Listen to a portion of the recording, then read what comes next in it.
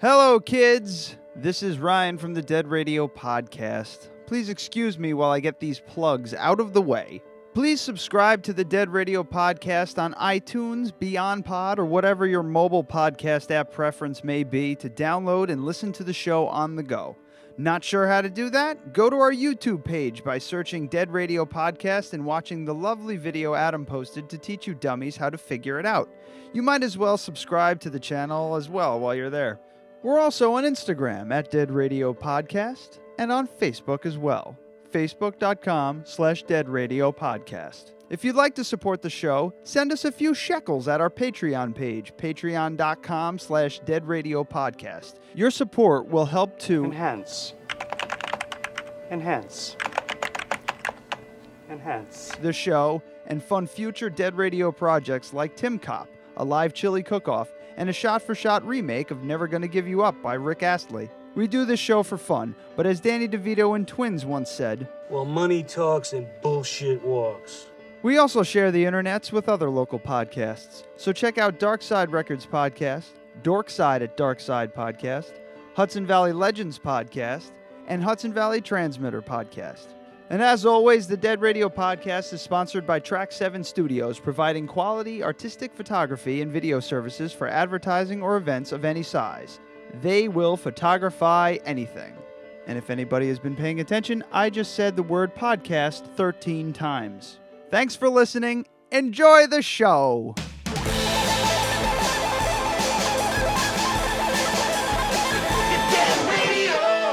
This is the latest disclosure in a report from National Civil Defense Headquarters in Washington. It has been established that persons who have recently died have been returning to life. Welcome to Dead Radio. We're not doing that. How did she come to have sex with a dead man? Don't call me Radio Unit 91. You're a dead man. You're a dead man! He's God here in this radio station. Place where the dead speak. Rebel Radio! I'm a fake? Yes. How'd you like to be dead? You ever think about doing radio? My team is dead! But you're not crazy. You're me. And this is just radio. By the powers vested in me by the Federal Communications Commission, I command you to get on the microphone in a serious manner and continue this broadcast.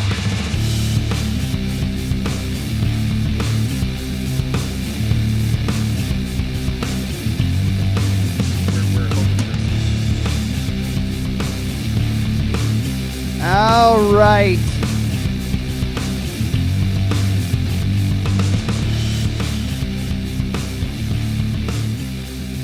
Welcome, everyone. Episode number 124. Off to the races. You really got to drop this bit. He's trying to come up with a new tagline, so he tries a new one every week, and they're all terrible. Off to the races. Yeah. Well, because I say, you know. It's pretty blow-tastic. I see. I see. Did you say pretty blow-tastic? Yes, that's what I said. Because I usually say, you know, off and running, but apparently there's a lot of podcasts out there that when they start up, that's what they say. So now I'm trying to find a new slug line. It's not working out very well. You could say something like, all right, everyone, insert slug line. Yeah. or you know strap what? in. You know what? Send along to Ryan at Dead Radio or Ryan Dead Radio Podcast at gmail.com. Your submissions. Just Ryan Dead Radio. Ryan Dead Radio at Gmail. At gmail.com for suggestions on how to start the show. Like Anita's saying, episode number 124. What did I do? Blank, blank, blank. I accidentally bumped the keyboard. That's great. Episode number, what did I do? Yeah. What did I just do? That's pretty horrible. Sorry, guys. In studio right now we have Lou Agresta. How are you, Lou? I'm doing okay, man. Like I said before, it's awkward sitting here, like meeting you, shaking your hand. Hi, how are you doing? Now the second, hi, how are you doing? It's fucking weird, and I hate it. And sitting very, very close together, like awkwardly close. Yeah, I'm getting that hot flash thing again. We were talking Ryan's about. Going Sorry, through menopause today. I do that to people. Lou is the author of Club Anyone. It's your first novel. It just true. came out. It's not my first written thing, but it is my first novel. Yeah, first novel. Adam was able to finish it. I haven't gotten through it yet. And now gotten through it is a harsh way of putting it. I know. I haven't been able to get through this thing. This is a bastard. It's right up Adam, he's like, he slugged through it, like he was, take out the garbage or read your novel. It's been sitting on my toilet. Oh, my God. It's been sitting on my toilet, and I haven't been able to get to it. No, that's not true. But I have been reading it. I do like it already. Excellent. After the first chapter. That's good to know because I'm on your show. I'd be like, oh my God, this guy's book is awful. He's on our show. What are we going to do? After the first chapter, it might be a couple spoilers here. I doubt there's going to be spoilers for what I have. I mean, if it's in the first chapter. First chapter, I actually out loud said, "What a cunt." At the end of it, about the main character, Derek's ex-wife. Yep. Yeah. I was like, good. That is. You got to be shitting me. What a cunt! And Brooke was like, "What happened?" I'm like, "This book I'm reading." You said I became British. We say that all the time. Doesn't mean the same thing. Oh, it just made me so mad. So I immediately had to start reading to see if she gets killed by a fucking meteor or some shit. Fucking bitch. Yeah. Well, that is kind of the reaction I was going for. So. Yeah, you got it. You got us there. Is that you? Yeah, that was me. Oh, good. I have to restart my device. This is not. This is not how this goes. What's happening? I don't know. Your phone's going off. Yeah, phone's going off, computer's going off, and everything. So, the thing that was tripping me, I started reading the book, and then I kept noticing based on the Interface Zero from Gunmetal Games, right? And I wanted to stay away from that because I kind of had a feeling I knew what that was, but I wanted to stay away from it just so I could pick up. Try to learn about the universe through the book right. Instead of just digging into it. But I did dig into it. I guess Gunmetal Games is a tabletop RPG kind of thing, exactly like Dungeons and Dragons in a sense, right? Exactly right. You assume the roles of characters in a cyberpunk world. Okay, and Interface Zero is the universe under the Gunmetal Games is the publisher of the game world. Publisher of the games, yeah. And Interface Zero is the title of their game world. And they first came out for a system called Savage Worlds and I think Fate, and then they recently came out for a system called Pathfinder, which is one of the. There's a couple versions of D&D floating around, and that's one of the more popular ones. Okay, so it's just all right, cool, yeah. But Julia has like a weekly Dungeons and Dragons game now. Does she really? Yeah, I think we should probably go and just observe. Yeah, I don't want to play. You guys don't play? You are so not cool. I'm out of here. I'm out. Yeah, I played Dungeons and Dragons when in elementary school. Yeah, I haven't stopped. Yeah, haven't stopped. You just kept going. Yeah. Oh yeah? Yeah. Oh yeah, I write for Dungeons and Dragons. You do? Yeah, I write for Pathfinder specifically. Yeah, I saw that part, but that's wild. That's awesome. Yeah. Yeah, I just my sister-in-law actually said that maybe we should get like a Dungeons and Dragons thing going, or something like that. And I looked at her, I was like, "Do you know what that takes? Do you understand how many? It's not just sit down, roll some dice, and an hour or two later, like Monopoly, you're done. You go home. 5 hours later with Monopoly. It depends on how. When you was the play last time you played Monopoly? Recently, and there's a new way. There's a better way to play it to speed it along. Like Does everybody want to hear about this in case you want to play Monopoly? Sure. Would you like to know? That's why I'm here. I could bail out on this. So every time you land on a property, usually people go, "Oh no, I don't want to buy it," and then the next person goes. In this version of Monopoly, everything you land on, if you don't want to buy it, it goes up to auction. That's actually a great idea.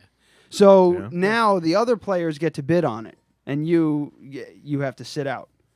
So all of the properties get sold like almost, like 2 or 3 times around the board. It's more like real life too. Yes. So the game starts and ends pretty quickly. Oh, and there's the free parking thing with the bonus money and all. That doesn't exist. We used to do that. We should make a slumlord version. Where you're like, so I didn't play the plumbing or take care of the and there was a fire, so now it's up for auction. It's going cheap. But there are people who are hunting the landlord down. He's heading for Costa Rica. I'm going to increase the rent anyway. Oh, shit. Yeah, but what made you want to do a novel in this universe? What's particular about this It's RPG that... It's a little different than that, actually. I've been one of those people who's wanted to be a writer or write novels, since I was 9, right? Life gets in the way, and then you find yourself coming back to it little by little. And I think my friend Roan Barton who's also been a co-writer of mine on a lot of gaming stuff. He got tired of hearing me talk about the novel I wanted to write. So one day I get a phone call from him, and he says, "Hey Lou, Gunmetal Games is running a Kickstarter to fund writing the Pathfinder version of their game, and if they hit a certain stretch goal, you're gonna write a novel." I said, "What?"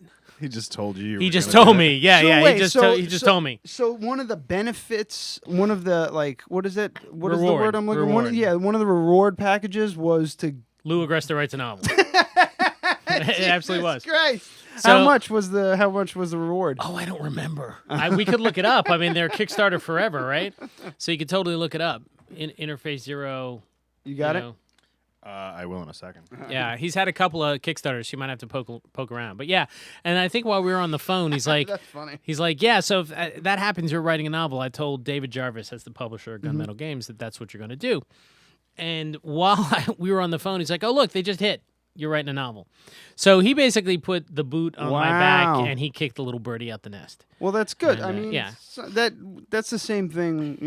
That's kind of how I am. If I don't get slapped good. and You say, need "Hey, people, we're doing this now. You're ready." No, I'm not ready. Yeah, exactly. You know how it is. You nitpick everything you do. And then Gunmetal Games turned around and sold the novel to Wordfire Press. Okay. And Wordfire Press is the publisher, and I think there'll actually be a couple of Interface Zero novels. Mine is the first one. Yeah. And Wordfire is a top-tier indie publisher. It's the imprint of a fellow named Kevin Anderson, who's, if you're into science fiction, he's pretty famous. He's, up to Nebulas. I don't know how many Hugo Award nominations and Jesus. 135 novels under his belt. He's written screenplays for, I don't know if it was for the Star Wars stuff, but it's like you look up Kevin J. Anderson and you'll see Right. a ton of Yeah. stuff. I started getting into the whole kind of cyberpunk sci-fi stuff through from Neil Stephenson. Sure. It was the first book Diamond I read. Age, Snow the first, Crash. Yeah, the first book I read was Snow Crash. Great book. And I thought that was incredible. And then I read, Diamond Age and his other works too. But I just really preferred his cyberpunk stuff. And then I got I got William Gibson, the Right. Neuromancer, Right. which just Is blew my mind. That was like a really... He started it all, right? Yeah. The sky was the color of a TV. That's the opening line in Neuromancer where he talks about the sky being static TV, which is just freaking brilliant. Because in one quick metaphor, he catches that this world has no trees. Yeah. It's It's a wild freaking book, and it's very similar to where you kind of have to just adjust to what's going on. Like you just have to kind of use your brain and figure out what the fuck he's telling you. How like in the Diamond Age, they say nothing about diamonds I'm sorry, the Diamond Age. They talk about synthetic diamonds. And you're just like, oh, so they've figured out a way to synthesize diamonds, and that's what they use as glass. Like, that's just kind of what I got from it. And if I remember correctly, like, you just all of a sudden go, oh, that's how that goes. All right. And then you move. and that's the way with a lot of science fiction. They want to, the worst thing they could do in the start of something that you want to entertain you would be to give you 4 pages of essay on here's what the world is. So they got to dribble that in, which means you have to pick up on that exposition as you go, and then before you know it, you're halfway into the book, and you don't understand how someone doesn't know what a direct neural link is. Yeah, and you did touch on it earlier that you definitely have that in your book, which I really, really enjoyed. That it wasn't spoon-fed. That you just you say a tap, and then I'm just supposed to assume that that's a thing until it's explained to me much later on. Right. Until it catches up. But you figure it's done in such a way that you know what it is. Without having to have it really explained, and then bits and pieces trickle in about what it's capable of and what it can do. Yeah, this fucker was like writing notes and stuff in the borders and everything like that. Yeah. There's like little notes and stuff. I can't. You have marginalia on my novel. That's yeah. awesome. He just started writing stuff in it, and then like he finished the book and then handed it to me. And he goes, "Ignore all that crap," because it was just me trying to figure stuff out, and then it got explained later. It was so also me like picking up on things that were not obvious foreshadowing that I wanted to ask you about, and now I can't ask you about them because they're obvious foreshadowing to me now, Right. and I don't want to give away the end of the book. Well, that's good. That means I did my job. You didn't know what it was foreshadowing until after the thing happened. It seemed important, like certain things being personified early on in the book. It did, I can't say because I don't want to give it away. My favorite compliment. It's interesting you bring up William Gibson, who's brilliant author. My favorite compliment has been like, it's like William Gibson, only not as good, but it's like William Gibson had a midlife crisis. I'll take it. And I'm like, I'll take it. Yeah, exactly. That's just about right. Oh, that's cool. So you also are a whiskey drinker. Yes. And you brought booze. I did bring booze. A quick departure from the book. I brought this. I brought a Talisker. Talisker, single malt Scotch whiskey, aged 10 years. Yes, which surprisingly is enough for Talisker. Talisker is the only distillery. I'm gonna freak the fuck out on this thing. This is the least professionalist show sounded in a while. That's good. That fits me just fine. Talisker is the only distillery on the Isle of Skye. Off of Scotland. So most of your single malts are Islays or Ilas, or blends from other parts. But the Isle of Skye has one distillery, and that's where Talisker is from.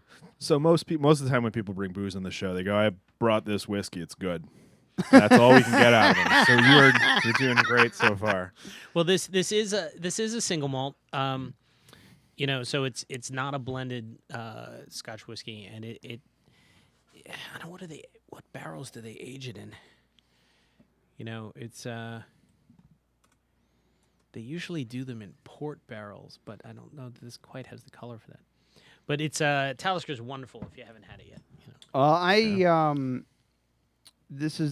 just got into whiskeys or scotches. Not just got into. My wife has always liked them. Right. A lot.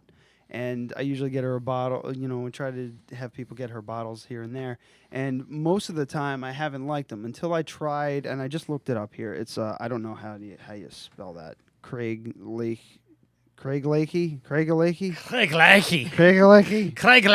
Yeah. If you just put an accent on it, it doesn't matter. It's good. Yeah. Where's fucking Andy when you need him? Scottish asshole. At home? Like, what? We don't just keep him in a closet. It was a 13-year-old Scotch, and I drank that, and I went, wow, this is great. And they use a different, distilling method. They use worm tubs or whatever the hell, which are, sunken tubs. Anyway, that's neither here nor there. Do you mind if I... No, of course. This is your glass, too. Yeah. Adam's also got extra stuff. We'll get into that in a minute. But, yeah, this is the first Scotch tasting on this show. I don't think has anybody brought Scotch. I don't think so. I'm drinking lots of Scotch today. I'm gonna have to keep myself to less than 2 fingers because I got to drive later. So I'm gonna use this ridiculous glass. Wonderful. It matches. I just want a little taste. I don't know the Scotch. I don't want to. I don't know the Scottish for cheers, but prost. We could look it up. You're damn man not in your ball bag. There you go. That's it now. You had to wait till I was drinking. Just when I was drinking, didn't you? To suddenly throw that one out. So that's our Scottish toast. Yeah, all right. There you go. Now that's got you taste the peat on that? Mm-hmm. That's way different than most of the scotches I've ever had. Yeah, so that's the peat that you're tasting. Yeah. If you went to something like a Lagavulin, that's one of the more heavily peated. It might even still be the most heavily peated Scotch. Mm-hmm. See, but that's the peat flavor. Yeah. The peat is usually what I don't dig, but in this it's a little sweeter. It seems like it's a lot less dry than a typical Scotch, so that peatiness is it's not so forward. Yeah. What you can do too is these glasses are a little big for it, but you can cover them, get a little on your hands. Mm-hmm. You go like this. I know it looks weird. It's like I'm putting on cologne. Are you right? You're fucking for real right now? No, I'm totally for real. Okay. And then you dip your balls in it. No, that part's not for real. And what that gives, not over the equipment, man. And then now I just smell like a drunk. Cup your hands, and that's where you can get the notes. You can tell it's got pepper. Oh wow, yeah. It lets you catch sort of let me smell my keyboards. Yeah. It's great. So glad I could set things on fire. in the Yeah, it's studio. great. Well, A single malt like this isn't as complex as a wine, but it does have different notes. Like this has some pepper. This has some, I'd say, a little bit of butterscotch or something. Yeah. It's like, it smells like butterscotch and campfire. right. yeah, really smoky. That's just because you didn't wash your hands. Yeah. Highland Park's another one that's a good drinking scotch that isn't too expensive and that has a nice peat on it.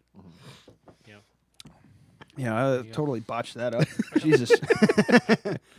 But That was good. I really hope that I think I was able to just catch it in the bottom left corner of the shot. So yeah, I'm gonna be isolating. This that. is good though. I like this a lot. Like I said, it just like if I keep tasting, I'll find my range. I'll find where because there's people out there that like that super peaty, where it's just tastes like a charcoal briquette. Yeah, that's Lagavulin. That's Yeah. That's Lagavulin. Just like that. My dad always drank Pinch. That was his scotch. I don't know that one. It's got a really cool looking bottle. That's all I can tell you about it. No, I'm not familiar. Yeah, he always drank that.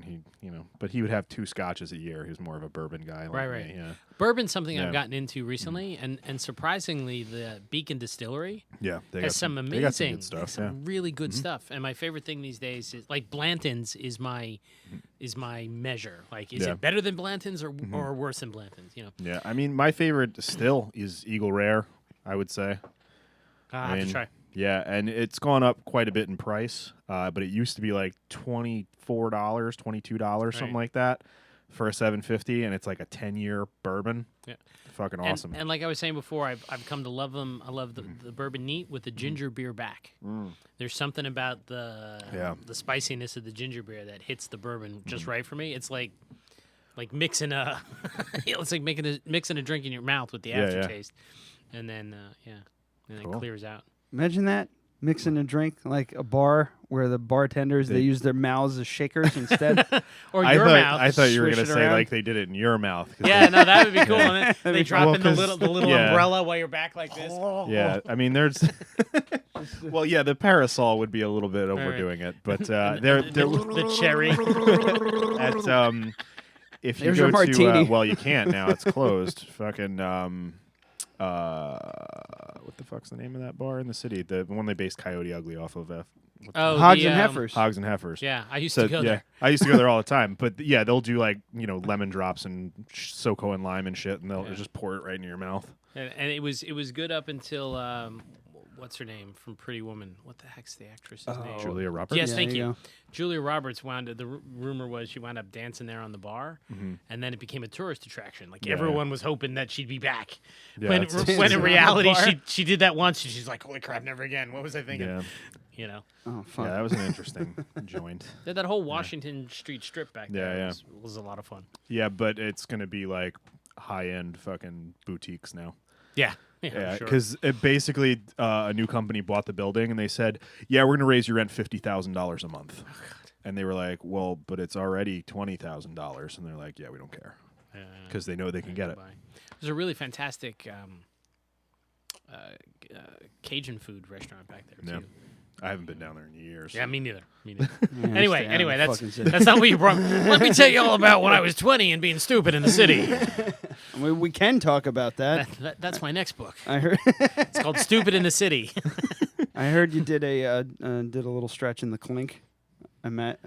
No, actually, interestingly enough, I said that because I've been researching my next book, which is totally unrelated. And Dead Radio exclusive here. Does anybody know about this? That involves some. No, I don't think. Only the guy who got me in. Shit. So it involves some prison stuff. So I went to the jail and went inside and got a tour and found out all sorts of really cool and interesting things and met a bunch of people. They were like, "You can meet the dudes, but we're not letting you meet the chicks." And I'm like, "Why is that?" She says, "Well, guys usually puff up and they act out if they're gonna act up." And so you know ahead of time, and you can shut that stuff down. Women, they just kill you. Oh shit! They just snap. They don't Like give any sign because they're only going violent because Like a Labrador they've got a mission. Retriever. They've got a mission. Yeah. They just snap.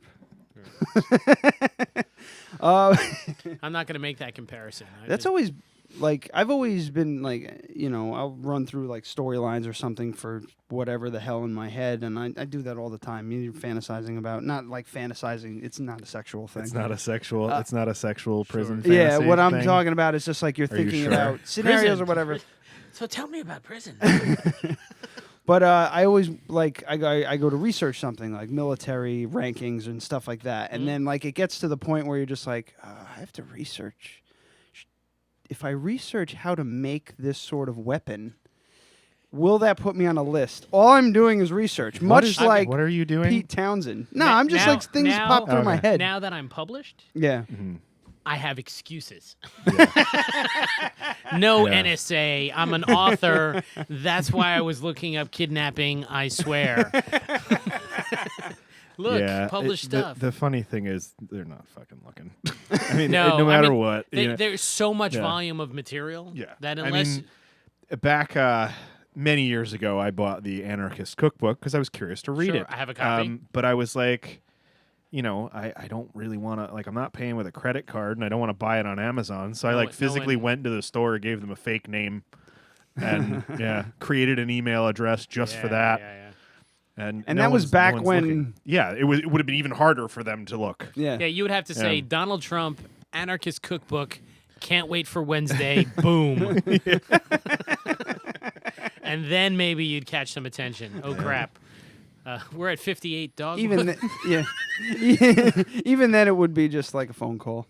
Hey, you doing this? Okay, well, quit screwing around. So no, I had to do a ton of research for Club Anyone. That was going to be my next question. I knew it. You felt it coming? I felt it coming. Before you do that, hang on. To alcohol! Because I don't want to forget about this. And solution to all of life's problems. So that's the bumper that I forget to play every week for What Are You Drinking? Okay.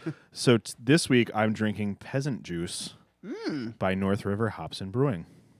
I'm like dead fucking serious. Legit? Yeah, it's what it's called. Their peasant juice. Yeah. So I can I'll read you their description. Quick backstory. We had It's nice. The folks from North River Hops and Brewing on, and during the course of the show, I mentioned that porters. We were talking about porters and how they were just a mix of all kinds of beers and like old style porters. And I just said they're peasant juice because it's just garbage alcohol mixed together because the peasants used to drink it. Now those fuckers actually made something called peasant juice. He just liked the title, and he kind of took it in a little bit of a different direction. So they described it, so peasant juice is a table beer. While we no longer brew beer as a means to have clean, sanitary drinking water, table beers are a fantastic style which are light, sessionable, and perfect to enjoy all day with every meal. Cascade, Centennial, my phone's freaking out. Citra and Pacifica Jade hops add to the unusual complexity of this light, dry, pale ale. Ah. Yeah, it's delightful. So it's 5% ABV. It's on tap for a limited time down at North River. It's delicious. Where is North River? They're in. Do you know where Mexicali Blue is in Wappingers? Yes. Yeah, they're right behind there. Okay. In that, by Walgreens and where Badass Coffee used to be. Yep. Right, okay. Yeah, right in that area. So just drive around it. Like if you make the right at Dairy Queen and then make a left into the Walgreens parking lot, keep going. It's right there. Let's give them a proper plug. 1571 US 9, Wappingers Falls, New York. Excellent. Yeah. North River Hops and Brewing. Yeah, it's delicious. That's it's nice and light. It's definitely like a lawnmower kind of beer. I'm expecting it to be lemony, and yet it's not. Yeah, because it looks like an unfiltered like Belgian. Yeah, it does. But it's not. It's just an unfiltered, very sessionable, nice ale. Yeah, cool. Yeah, stop really into good. North River. I also tried their dark demo yesterday because I just wanted something really like dark.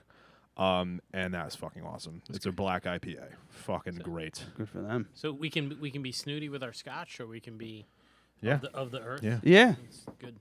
You could be we could be high end and lowbrow. Yeah. Actually, so all in the same. They also said that they'd be interested in doing like a collaboration. Ooh. Yeah. So. Yeah, and I maybe don't we even can- I don't even think that's lowbrow. That's really crafty. Oh, That's it's really delicious. wonderful. Yeah. So maybe we could do it like a porter. You know, Stop like on in. peasant juice porter. Yeah. You know. But they said that they could use. Maybe I shouldn't say this. Don't say it. No. That's fine. But hey, Drink more instead. And oh wow, so that kind of sucks. I really want to kind of smell it. Yeah. Smell it. I mean, you can do whatever you want, but he has celiac, so you Yeah, can't have any. I'm gonna be a good boy. That was bad. Oh, you have celiac. Okay. I do. Yeah. I thought you said he has a silly X. I have I'm this like, my head's in one place. You know. silly X that likes to burn things. Now, so I want to get back to the research that you had to do for the book. Sure. Most of the, some of the research was just reading up an Interface Zero game world canon. Mm-hmm. You know, so you're not writing anything that contradicts anything that's already out there. Mm-hmm. And then after that, I had to do a lot of research on development of advanced materials because I'm painting a picture of a world that's set on Mars, which wouldn't be my instinctive choice, only because there's lots of things set on Mars. Yeah. You know. But in the Interface Zero game world, that happened to be the place that made the most sense for this particular story. So it had to be on Mars. And at that point, I got to define a lot of what Mars would look and feel and seem and be. And so I needed certain things to be able to happen, like the way the magnetic cabs, the mag cars, go through the metal tunnels and excuse me.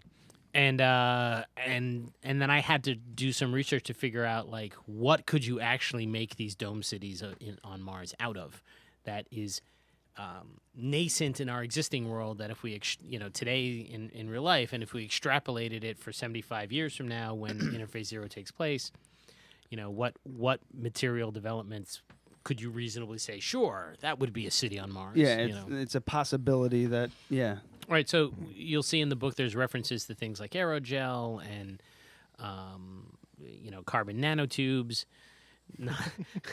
and things like Aluclear is my corporate name for transparent aluminum, which is a real thing. So all of the materials for how things are built and all of the brand names that I came up with are actually extrapolated from existing. No shit. Materials that are kind of at the cutting edge. Oh, that's so fun. Of what's happening today. That's what. And you have to have that like little bit of realism that your mind can latch onto to accept. What's possible within the world. Yeah. And also, you have to make sure that you differentiate it from Total Recall, which was set on Mars. Yes. Yeah. Of course. Exactly. Because the whole time in my head, I'm thinking, I see the Johnny Cab. Right. That's what I'm seeing. For me, and I think I mentioned it in my Amazon like, review. Son of a bitch, I gotta shake these. It has some of like the fun, campy aspects of movies like that in the '80s, with a lot more of like a seedy feel. Right. I was trying to do a send up. Not a send up, a pan, like giving praise to that era and to the Gibsonian nature of this world, while at the same time going noir. Yeah. So a lot of you talk about what you're working on with your writers you're close to or that you collaborate with. Like I talk to Ron a lot, for example, and he's like, that's not very original, this or that. And I'm like, yes, I know that. That's very deliberately not being original because I'm trying to tap that exact feel. So I was very happy that you picked up on the fact. Yeah, that I mean, it just especially like some of the campiness of some of the like especially dark humor of the main character's inner monologue. Right. It really kind of harkens to those movies where it's funny, but it's almost like they didn't mean for it to be funny. It just happens to be funny, like Fargo. Yeah. right. And then for sure, the visuals that I get are very like Blade Runner, futuristic noir kind of things. And I no, that's great. Incredibly it's successful. Exactly what I was going for. Yeah. I was going for a guy who's he's been beaten down and he's kind of in the dumps, and so he's turned his wry outlook on life against himself, and so it's sort of bitter and cynical trying to not be those things, but not really succeeding just because of where he is in life. Yeah. You know, for now, until we get through the book and he comes out the other end. You know. Yeah. Yeah, there's a lot of things like I'm a big movie buff. I do read quite a bit, but the sci-fi genre, I never really did a lot of reading the sci-fi genre. But I think about a lot of movies, especially where they don't even try and explain how things work. They just think that, you throw enough CG at it, people will just believe it. And that kind of bugs me. Like a movie like Guardians of the Galaxy, they just straight up don't explain how things work. Right. And I want to see a rational explanation that's done in a way that doesn't feel like an essay, as you said. Right, before. right. Well, it's also you like your sci-fi hard, as they would say. The hard sci-fi. Guardians of the Galaxy is fun initially because it's the comic world of super science. Yeah. The moment you're doing super science, you can get away with that, right? Yeah. In Club Anyone, you can't because it's only 75 years away. So if it doesn't seem like it could have been born today, then it's not. Well, I mean, augmented reality is something that we're going to see in the next couple of years. The only thing is, it's just the processing power of things. You can't have an augmented reality headset on. It might work great, but it's hooked up with a cable to a $500,000 computer. You know what I mean? So that just doesn't work. But these things exist, and they're out there at a retail level already, very high end, but they exist. So I don't know. Have you seen some of the footage from the high end ones? They look kind of shitty. Well, yeah, but but the thing is, when you're inside that thing, just to be able to paint in 3D, and VR is the beginning of it, but then eventually, like Google Glass is augmented reality, right? To a certain degree, it's a piece of crap, but it's augmented reality. You can. You see a fake screen in front of your face. Yeah. Then it's eventually going to take it to a level where it interacts with your surroundings like they do in Club Anyone. Yeah. So, especially you need to install the newest filters to keep ads from your brain. Right. So it occurs to me we're doing to your audience what you said the book does about the world, and we're giving them pieces a little bit at a time. Yeah. I should probably give a quick summary so people know what we're talking about. Yeah, right? do it. Yeah. Okay, like you were just like, yeah, it's on Mars, and I was like, oh yeah, it is a book that's on Mars. You probably should tell people that. So it's the story of Derek Tobbett, who's a programmer of these things called bioroids, which is where they grow a human body in a vat, and instead of letting the brain that makes it sentient grow, they put in artificial intelligence, and there's reasons why all that works. So he's the guy who programs those artificial intelligences. He takes a job on Mars, takes everything he owns to get there. His wife is supposed to sell their house and then bring herself and the kids with that money to join him. And while he's there troubleshooting the problems he's been, brought to solve, she gives him a call and says, yeah, I'm not coming. Yeah. I'm not. I'm staying here. Good luck getting anything to do with the kids because I got them, and I'm not following.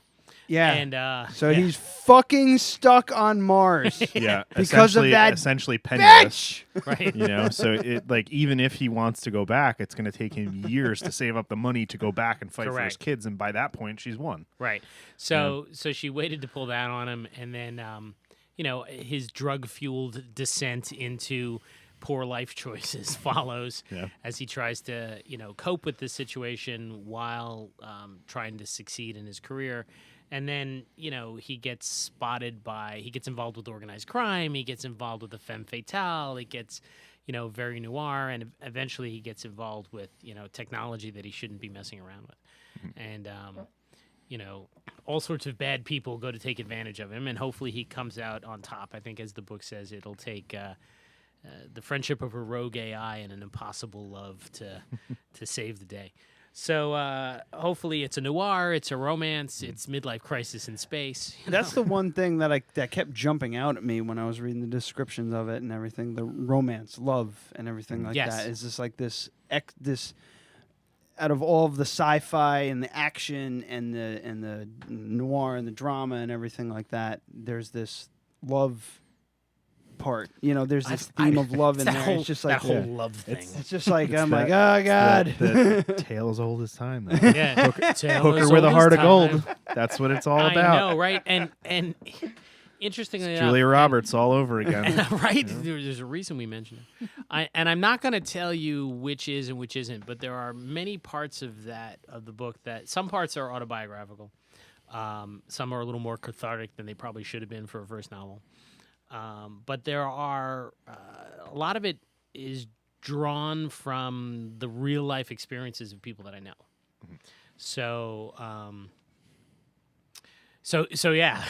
so as you read it, if you read it out there in podcast land, if you ever read it, you can make guesses about what you think is drawn from real experience or from the stories of people that I know, mm-hmm. And what's autobiographical or not. Yeah. Yeah. Haha! I challenge you.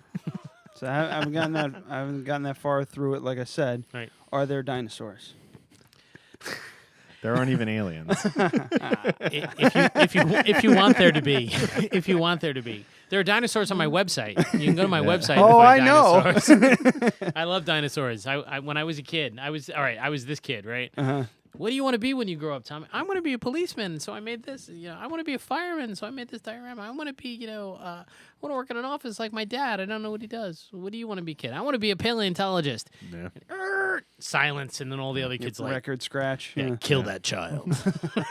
Yeah, I definitely. Well, I said this for like a long time. I went to college, became a mechanic, worked as a mechanic for many years, never liked it. So then I just kind of reverted to my previous dream, which was to be a photographer, so now I'm doing that. Excellent. And then when that crashes and burns, I'm going to go be a paleontologist. That's what I want to do. That's awesome. Yeah. I have a dinosaur bone. Yeah, I really want to buy a bunch of them. No. I have one. Yeah. I got it when I was a kid. Yeah. I you know how you dissect owl pellets in like whatever science class? Yeah. So I send that shit to Museum of Natural History, and I'm like, I'll tell you what, I heard you get leftovers, so I'll swap you my owl pellet contents for like your extra dinosaur bones. And they're like, kid, keep your owl pellets, but here's like the ankle bone of a plesiosaur. We think we don't know where it goes. It's a paperweight on my desk when I write. That's awesome. Yeah. I really want to get some stuff, but if you want the cool dinosaurs, it's really expensive. No, I know. No, they sent that like to me. if you want a Velociraptor claw, it's like $50,000. Yeah, I imagine. Yeah, ever since the movie. Yeah, right? but you can get, and also Velociraptor claws like that big. Right. They're not like they weighed about 20 pounds. Somebody figured out that there was a gold mine in their leftover dinosaur parts. Mm-hmm. My son is all greedy about this. He's like, Dad, you did that? Let's write a letter. In fact, let's make up a couple names and write a couple of letters. No, kid, we can't do that. I know you're 7 and you're going places, but, Yeah. I'm going to do that. I want some dinosaur bones. You're going to pretend to be a little kid and send in some owl Just write with my left hand. Right. It'll be fine. I got a mastodon tusk, like a carved out mastodon. That's close, right? Yeah. Not really. No, absolutely it is. That's cool shit, man. It's like 65 million years close. But, but it's also mastodons are the things they're going to be able to bring back, from genetics. Yeah, that's the thing. Yeah. Yeah, I was really, really, really, really, wrong with that. Really sad when I found out the half-life of DNA is like 500,000 years, so that Jurassic Park will never happen. Right. Well, with current technique.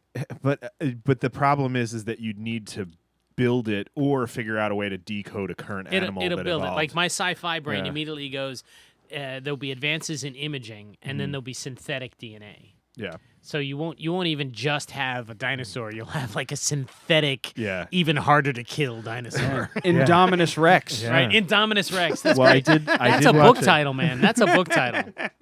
So no, you have that's from the new Jurassic Park movie. Jurassic World, and I haven't seen it yet. You haven't seen it? No, not yet. It's not so yet. good. It's better than you would think. Yeah. So I was dead on. I'm like, that's perfect. Somebody should use that. It's not as good as the first one. It's not as good as the first one. It never is. But way better than the two All that the followed. other ones, yeah. Three that followed? I don't even fucking know. I think it was 2. There's 2 and 3. Yeah. Right? Yeah. So, but I was pretty upset about that when I found out that. But apparently there's a good possibility that they can decode a current animal's DNA and bring it all the way back. Oh, that's to a dinosaur. That's freakier. Yeah, well, because then you're gonna get like chicken monsters. Yeah, well, that was what they did it with. We're gonna bring this chicken back, and so they never. The problem is if you do this and then create something, there's a lot of laws that would call that like animal abuse. So, but it's fine to fuck with a chick and an egg. So they in vitro is fine. Yeah, basically they right. You can't we're gonna inject this into a chicken and watch it devolve. Like, you ever look at a chicken's foot?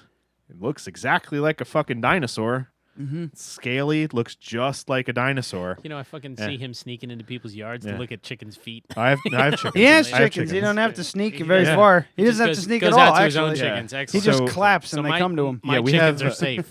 Yeah, we have Aracanas, and they have like these black scaly feet. They look just like dinosaur feet.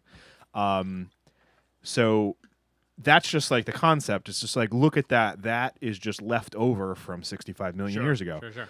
Just by tweaking a couple little things, not even doing like a crazy amount of stuff, they were able to make a chicken embryo that had no feathers and was completely scaly like that. Dude, they're going to be able to give us chicken feet. Like, Yeah. that's So- I went in to get my cancer gotten rid of, and I came out with these chicken feet. So eventually there probably will be, specialty animals created for Yes, stuff like this. yeah, I would and imagine so. It'll be something not entirely unlike a dinosaur. That's been in a lot of science fiction, Yeah. and that was in Diamond Age too. They created creatures. They created. Oh, the damn. They were like they were like horses, but they weren't horses. No, they were like the horses cyborg the type horses that right? you're thinking of, they were mechanical. Oh, okay, Yeah. they were totally Yeah. mechanical. But they're I haven't read the book in forever. Oh, so. it's been like 10 years. Yeah. I remember the horses, I remember the diamond glass, and what you're saying sounds familiar. Remember people, Bud they when his made forehead bodies and it's everything that's been imagined in science fiction. Somebody eventually creates, which is frankly kind of terrifying. Yeah. Sure you is. know, man. because some of the stuff that we've invented in our science fiction novels and our literature is like pretty terrifying. Well, going back to your book, the tap thing is going to happen. Yeah, that is absolutely going to happen. And the TAP is called the Tendril Access Processor, which is just Interface Zero's terminology for the direct neural interlink that's a staple of Gibsonian universes, William Gibson universes, since he fathered cyberpunk. So, yeah. It's absolutely going to happen. I don't know how. Yeah, for everybody there's who's been kind of, yeah, not understanding what the fuck it is. Yeah, it's like a I don't know. It's like a an, virtual. It's an implant in your brain. Yeah. That can augment reality. Yeah. So instead of you having a pair of glasses, and stop me if I'm completely wrong here. No. Instead of you having a pair of glasses, it just inserts it into your brain, so you see. So it's basically a hallucination that's created Right, by that this. overlays. It uses your own mind and visual field. Yeah, I was gonna say use your own thoughts to control it. So. Yeah, so you don't even have to. You don't have to type anything. You don't have to do anything. It's just you are a cyborg, basically. You are connected. Yeah. My favorite example, and it's from the book, is when he makes he writes a tapplication to connect to the human resources database, so that as he goes to work, he can highlight people. So people will appear in his visual field, and no one else is either red or green. Anyone who's red is higher up than him in the corporate hierarchy, and anyone who's green is lower. And green means it's good to go and shove them out of the way to get to the elevator faster, and he won't get in trouble. And that would be super useful. Hell yeah! But you can't make the whole universe disappear and replace it with an existent reality. It's just not in Interface Zero. The technology is not good enough, as opposed to William Gibson's work or other people's work where the technology is more advanced. This is a little closer to what we have now.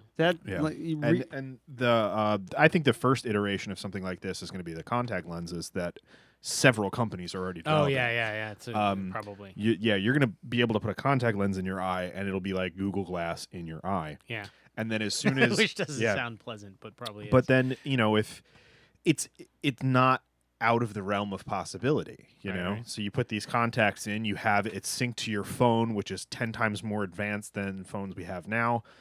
And then your phone does all the processing. All that is sending data in and out. Right. It makes sense, and it could work.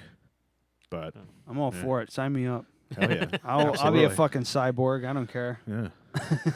And Brooke wants to try and live to 140 with an all natural, she wants to live to 140 in this meat bag. No. And just I was like, put no something in my fucking brain way. that Upload me. Yeah. Upload me. Put me in the system. Yeah, and these things, it would get to the point where it's just like, even kids are getting them you get it implanted at a very young age. Right. There's a scene where yeah. Derek's talking to his kid who hasn't quite gotten the hang of it, so things Yeah. are upside down or switched point of view. And Yeah, he's talking But to him on the it's- phone. Yeah, he's from POV. Like you ever talk to somebody who goes, I don't have a Facebook page. You go, wow, you don't care about the world around you. Like that's the thing. It's just I don't like think it's part. that, but I know It's part of something that you need to do. I mean, if you just want to go home and not talk to anybody or interact with anyone, you can not have a Facebook page. We could not have a Facebook page. I talk to a lot of people like, I hate that I have a Facebook page. Yeah. but they do you anyway. Still fucking Yeah. have it. Like Yeah. I have it because of the show. I honestly, the only reason I have it is for the show. I don't really fucking do anything with it. I don't really post very often. I don't know. But yeah, that's. But it's going to get to the point where, it will get to the point where an employer will get your resume, they'll Google you, they'll come up with nothing, and you go, oh well, I don't know anything about this person. Bottom of the pile. He's probably insane. Yeah, and then on the other side of it is like, well, okay, you just applied for a job and you posted a video of you smoking a blunt with your friends. Like, come on. Yeah. What? Yeah. So it's like, I don't know. So I'm kind of on both sides of the whole thing, and it's kind of tough. But I think that anything that improves our quality of life, you kind of you just have to embrace it. And something like a tap, especially with the it can regulate your heart rate. You know, that's the med-reg. Yeah. It can filter out booze so you don't get too drunk. You don't make. I really make poor life choices. Yeah, I really enjoyed the booze that had nano machines or something inside of it that would hack your med reg so that you could get the exact amount of drunk you wanted to be at a certain period of time. It was like, that would be super helpful. Yeah. And that just back down when you want to talk to a girl. Yeah. And if you or if you a guy, whatever. Yeah, whatever you're into. Or you just dial the level so you can drink as much as you want, and you only get to X. Yeah. That actual drink is. I lived for a year in Taiwan back in the 90s, and that drink is based on a. Here comes my dog. He's going to bark at you. All right. Jesus Christ, we're doing a show. Keep him upstairs. Hello, sweetie. Yes, I know. All right. Do you want to take a quick break? So, yeah, I guess. Now that he's derailed the show. Well, the drink. Mm-hmm. Explain the drink. Yeah. Taiwan. So there's this horrible liquor that it's like some sort of white lightning. It's just oh horrible. fuck! I think I have it upstairs. I've seen it on Drinking Made Easy. I think I have it upstairs. So I first had that in the 90s. If you have that, in you gotta Taiwan. bring it down. Do it after the break. Let him tell a story. So I had that experience of drinking that horrible liquor, and not my choice, but the two things on in the Interface Zero world where one of the settling powers is the Mandarin. So Chinese is prevalent. That worked out nice for me because I speak Mandarin and I lived in Taiwan and I had this experience, right? So I pull out that experience of that liquor for that scene, but then I also called, what did I call? Mama hooch hooch, right? Yeah. All right, so slang in Mandarin, at least in Taiwan, mama hoo hoo, is when people ask you how your day is and you say, it's all right, I'm getting by. That means your day is mama hoo hoo. Right, so that's right. So if someone says, ni jinti and zimiyang, like how are you today, you can be like, mama hoo hoo, so I decided mama hooch hooch, for that particular bottle, because when you're having that kind of day, that's when you need that kind of bottle. I wish that something existed where I could just drink, and then I go, gotta work in 8 hours, flip a switch, and I just pass out, and it just cleans the alcohol out of your system. In my system. You wake up without a... Yeah, because Ghost in the Shell, they could do that. Oh, yeah? Yeah, they could just knock them back all day. I haven't seen that yet. I haven't seen the new one. I've seen the anime. I'm talking about the original. Course. Yeah. They're sitting on a boat just knocking back beers, and she's just like, we could just drink all day, and then if we get a call, boom, like that. Yeah. It works it right out of the system. That's what I want. And no, that's been in a lot of sci-fi for a long time. So again, that's probably something they'll eventually invent. Well, the Chinese thing, the Chinese influence has been in sci-fi a lot too. That's another interesting thing that I've noticed. a lot. Firefly was actually the Yeah, first exactly. one That's what I was thinking. that I of. remembered. Now I was just Yeah. like, why are they When always they use the speaking language fucking and- Mandarin or Cantonese? Or Because I don't know what it was. it's one of the most popular languages, and it's also one of the most populous countries. Yeah. With a single language. Yeah. Right. The other population that competes for size is India, but they've got 100 languages. Right. So you know so many different. Yeah. It just you makes know. sense that would be as what's the word Prevalent. I'm looking for? Yeah, prevalent, I guess. But Yeah. as Ubiquitous, in the English like language, you know, yeah. yeah, and also Yeah, help me, writer. let me come up with a Help word. me come up with a word. And Mandarin's also an invented language. You know, like China had a similar situation. Like, you know, Cantonese is mutually unintelligible to a Mandarin speaker, right? And they had a similar situation where there's so many different dialects that were going their own way. So in the 50s, they put together a group of scholars who all said, no, we're going to start with the Beijing dialect and we're going to formalize this language, and this is going to be the official language. So it's partially an academic manufacturing. That seems like something China would do. Yeah. In order to be able to establish a literary language that they could teach in all the schools and have be a single language. It makes sense because of the size of the country. You can't be so that divided. It's You also can't watch gays in movies anymore over there. You know, they really. Yeah, well, that's fucked up. Yeah. No. That's just flat. Main reason why I won't well, it's go because there. it's the same as rape fantasies. So you know. Oh yeah, you were telling me about that the other day. Yeah. So that's fucking wrong. Rape, pedophilia, homosexuality. Oh, for God's sake! Cannot be shown in any movies in China now. You can't have a gay couple in a movie in China. Just holding hands. No depiction of gay acts of any kind. That's ridiculous. Well, two guys holding hands isn't gay. They would disagree. I'm I mean, sure. the only reason we don't do it is because you don't like it. I just keep telling you to stop. Makes people uncomfortable. I know. So his hand on my knee is not part of the show. Under the table here. I don't It's have not to just my hand. put up with it if I want to be on air. All right, let's take a quick break. Yeah, we've been chugging right along. We want to talk. I want to talk about kung fu too. Oh, sure. I'm happy to do that. And tattoos at some point. Yeah, and those wonderful tattoos you have. Thank you. All right, real quick though, we need to do like actual plugs for our sponsors this week. Yeah. We have two sponsors, and we love them both very much. First one, the Barbershop by Francois, old school shop with modern style haircuts. They're at 10 IBM Road in Poughkeepsie, New York, 845-463-2300, 845-463-2300. At the Barbershop by Francois on Facebook. If you can't spell Francois, it's pronounced. It's if you just say Francois. Just spell it that way. That's how you spell it. It's Barbershop by Francois. What was it? They can haircut anything. Is that the slogan? No, that's yours. No, I don't think they have. A Also, the Crafted Cup at 44 Raymond Avenue in Poughkeepsie, Poughkeepsie's premier coffee house. I love that place. I write there. Yeah. Yeah. That's where we met. Yeah. not Adam. Yeah, Adam. And Yeah, that's how we dug you up. Or you. That was an interesting that was where we hold hands. That was an interesting thing where I like your tattoos. Yeah, blah blah blah. Hey, we have a podcast. Oh yeah, that's crazy. If you ever want a novelist on, let me know. Didn't Diego do your dragon? Diego did the dragon. Yeah, Yeah, that's how it came up. Hudson Valley Tattoo Company. Because you can check out a really hilarious video of Diego having 14, 15 beers in 2 hours. Oh, he was shit-faced on this podcast. Isn't that what you do? You know, Yeah. We bring on all sorts of very serious people. It was his birthday, so we just let it go. So, were you done with Crafted Cup? Yeah, well, just what I'm saying. So The I have Crafted I Cup, have an making idea. connections. I have an idea. Yeah. For a bit. Well, thecraftedcup.com. The cup is spelled with a K, so thecraftedcup.com. So Tanner basically paid for 2 live reads a month. Uh-huh. Right? What if the other 2 weeks, all we do is read 1-star Yelp reviews until he pays us to stop? I don't think he has any of those, but you can make them up. No, they're there, but they're ridiculous. Let's do there was one woman in blue who early on said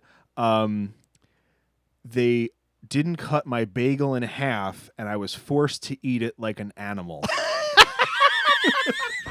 I got a picture of she's on all fours, like in the middle of the Crafted Because her Cup. bagel like, isn't sliced in half. because we didn't do that originally. Like you weren't. It's very inside, but. Now we do. So this was definitely old. But yeah, she seriously said they didn't slice my bagel in half, and I was forced to eat it like an animal. I had to put it in a bowl and get down on all fours. It was horrible. I have to make a production piece for it and everything. But yeah, it's like just write it down. 1-star Yelp review so I can make sure that we do that every fucking week. Did you use that chalkboard paint on top yes, of the table? the whole. Yeah, it's awesome.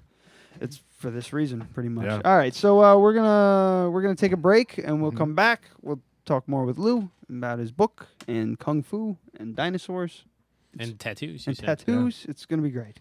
Yes. All right, you got some music for me? All right. Yeah.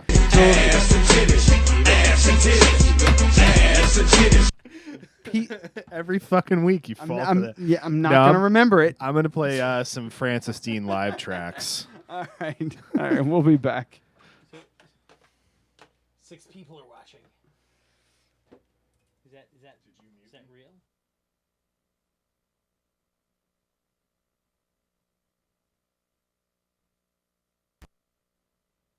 You okay? Nothing's happening.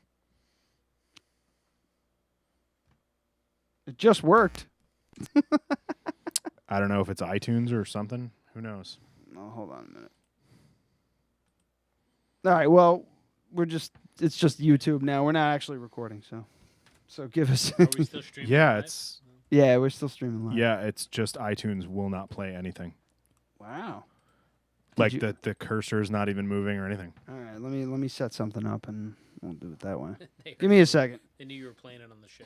Yeah, this is a disaster.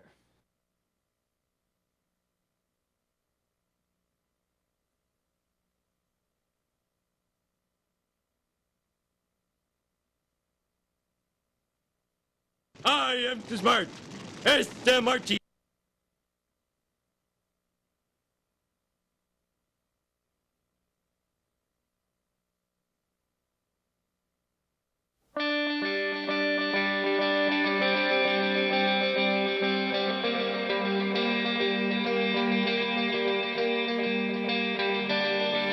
If I fall, would you catch me at all?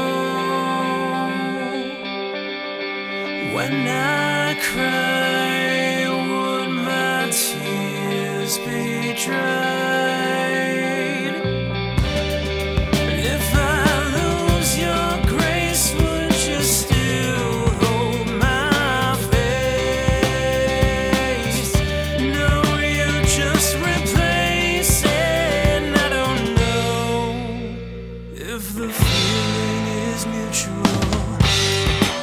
So throw away my pride and you'll see I have nothing to hide.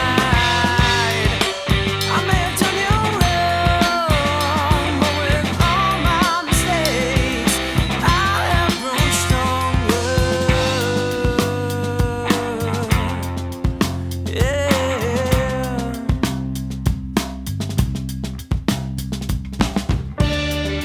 Pieces fell off my broken facade. She could tell that I wasn't a monster. Under pressure, dirt becomes a pearl. In the most trying times, you can find something beautiful. So throw away my pride and you'll see I have nothing to hide. I may have done you wrong, but with all my mistakes,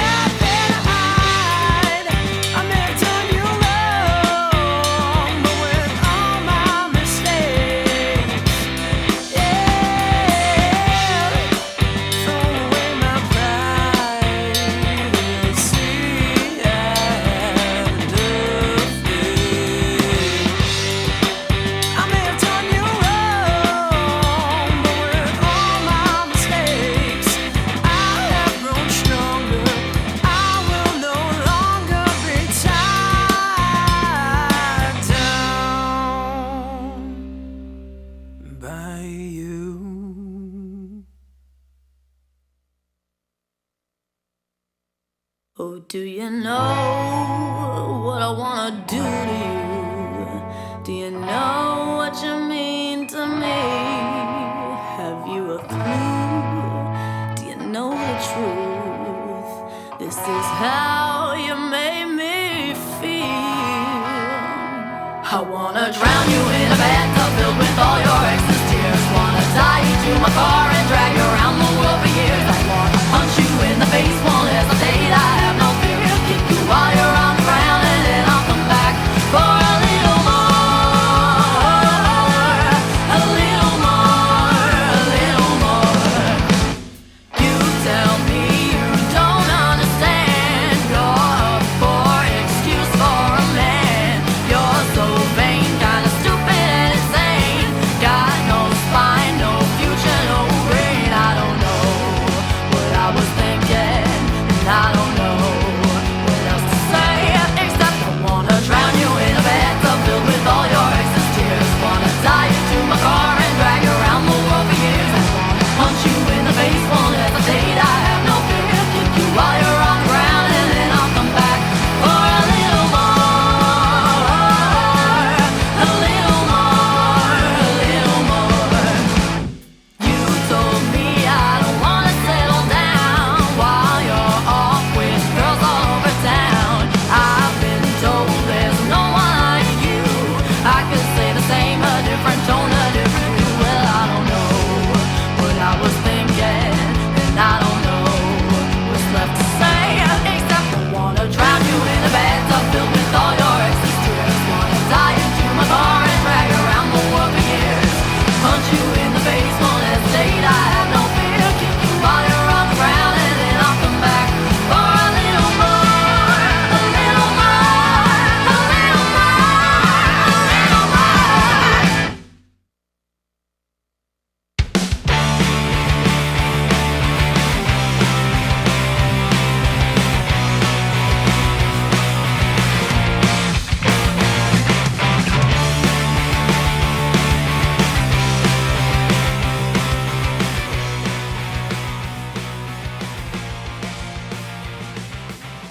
I'm fine all by myself, never needing anybody.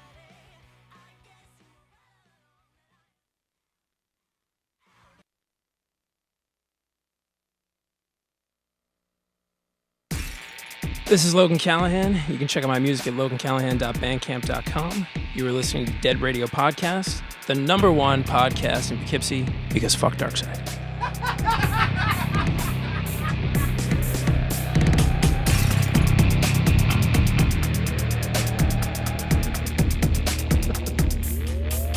That's right. Fuck Darkside. I cannot wait till we settle all of this on the lawn darts field. Goddamn right. The lawn darts. Yeah, we're having a Dead Radio podcast versus Darkside Records podcast lawn dart competition. I'm gonna get greased up. Yeah, like a greased like a up pig. and shirtless, a la Top Gun. That's right. I put that in a role-playing game adventure that I wrote. What's it? What? Naked darts? halfling and spork wrestling. It's true. All right, now explain how you get to that point. I don't know. What do you do? Is that a quest to get to that point, or is that like an obstacle you have to? The adventure is called The Bloody Fix, and it's an urban adventure. It's a city adventure. I wrote it with Rowan Barton. It takes place in something called the Great City Campaign setting, Campaign World, which won a bunch of Ennies. That's the the Oscar Awards of role playing games. Except far fewer people watch it. Well, it sounds like Emmys, so that's kind of what I figured it was. The man. Ennies. Yeah. And this urban adventure had a bar that was taken over by some bad dudes, and they ran pit fighting for entertainment while you watched, and it was naked halfling and spork wrestling. I'm assuming a halfling is kind of like a hobbit. It's a hobbit. So type person? naked. So think Frodo Baggins or Bilbo Baggins, naked, greased up with a spork, going at it. You know? Oh, the spork, an actual fucking yeah, spork. an actual I thought spork. spork was some term for some goblin type no. thing. It's an actual spork, and they're fighting each other, and they're God. There was like the Ronda Rousey of naked halfling spork fighting was kicking everyone's ass. And So is it fighting or wrestling? with the spork, I don't know. I guess We're gonna call is it fighting. Yeah, it's fighting. Because like you don't knife wrestle, you knife fight, and know, the so, spork like- is kind of like a knife, I guess. So it's like you go into a bar and then the bar ends at a sand pit. Yeah. And that's where the halflings would spork it out. Yeah, It's a great visual. Spork it out. Oh, Jesus Christ. That's also that same adventure we put in an insult contest and a poetry slam. In the same role playing game adventure. This is not your grandmother's D&D. Jesus Christ. See, this kind of like I think I would get into it if there was this kind of crap. I can't wait until Julia finds out about this because she's playing just regular old school Dungeons and Dragons. Yeah, it's like I said, it's Yeah. the bloody fix. It's a great adventure. I think you should see you should see the insults we left out, the ones that the publisher decided no. I think there was one about like learning to read off the tattoos on sailor fists in the womb. It's like there's all sorts of Wow. crazy shit. The publisher's like, no. Okay, just checking. I definitely want to show up to Julie's house to watch this with like a Yeah. bag of popcorn, like the Chicago mix popcorn. Yeah, I wanna just mic the room, just shotgun mic, ambient, record the whole thing, and just have like us with mics reacting to it that they can't hear. So we'll sit like 6 feet away.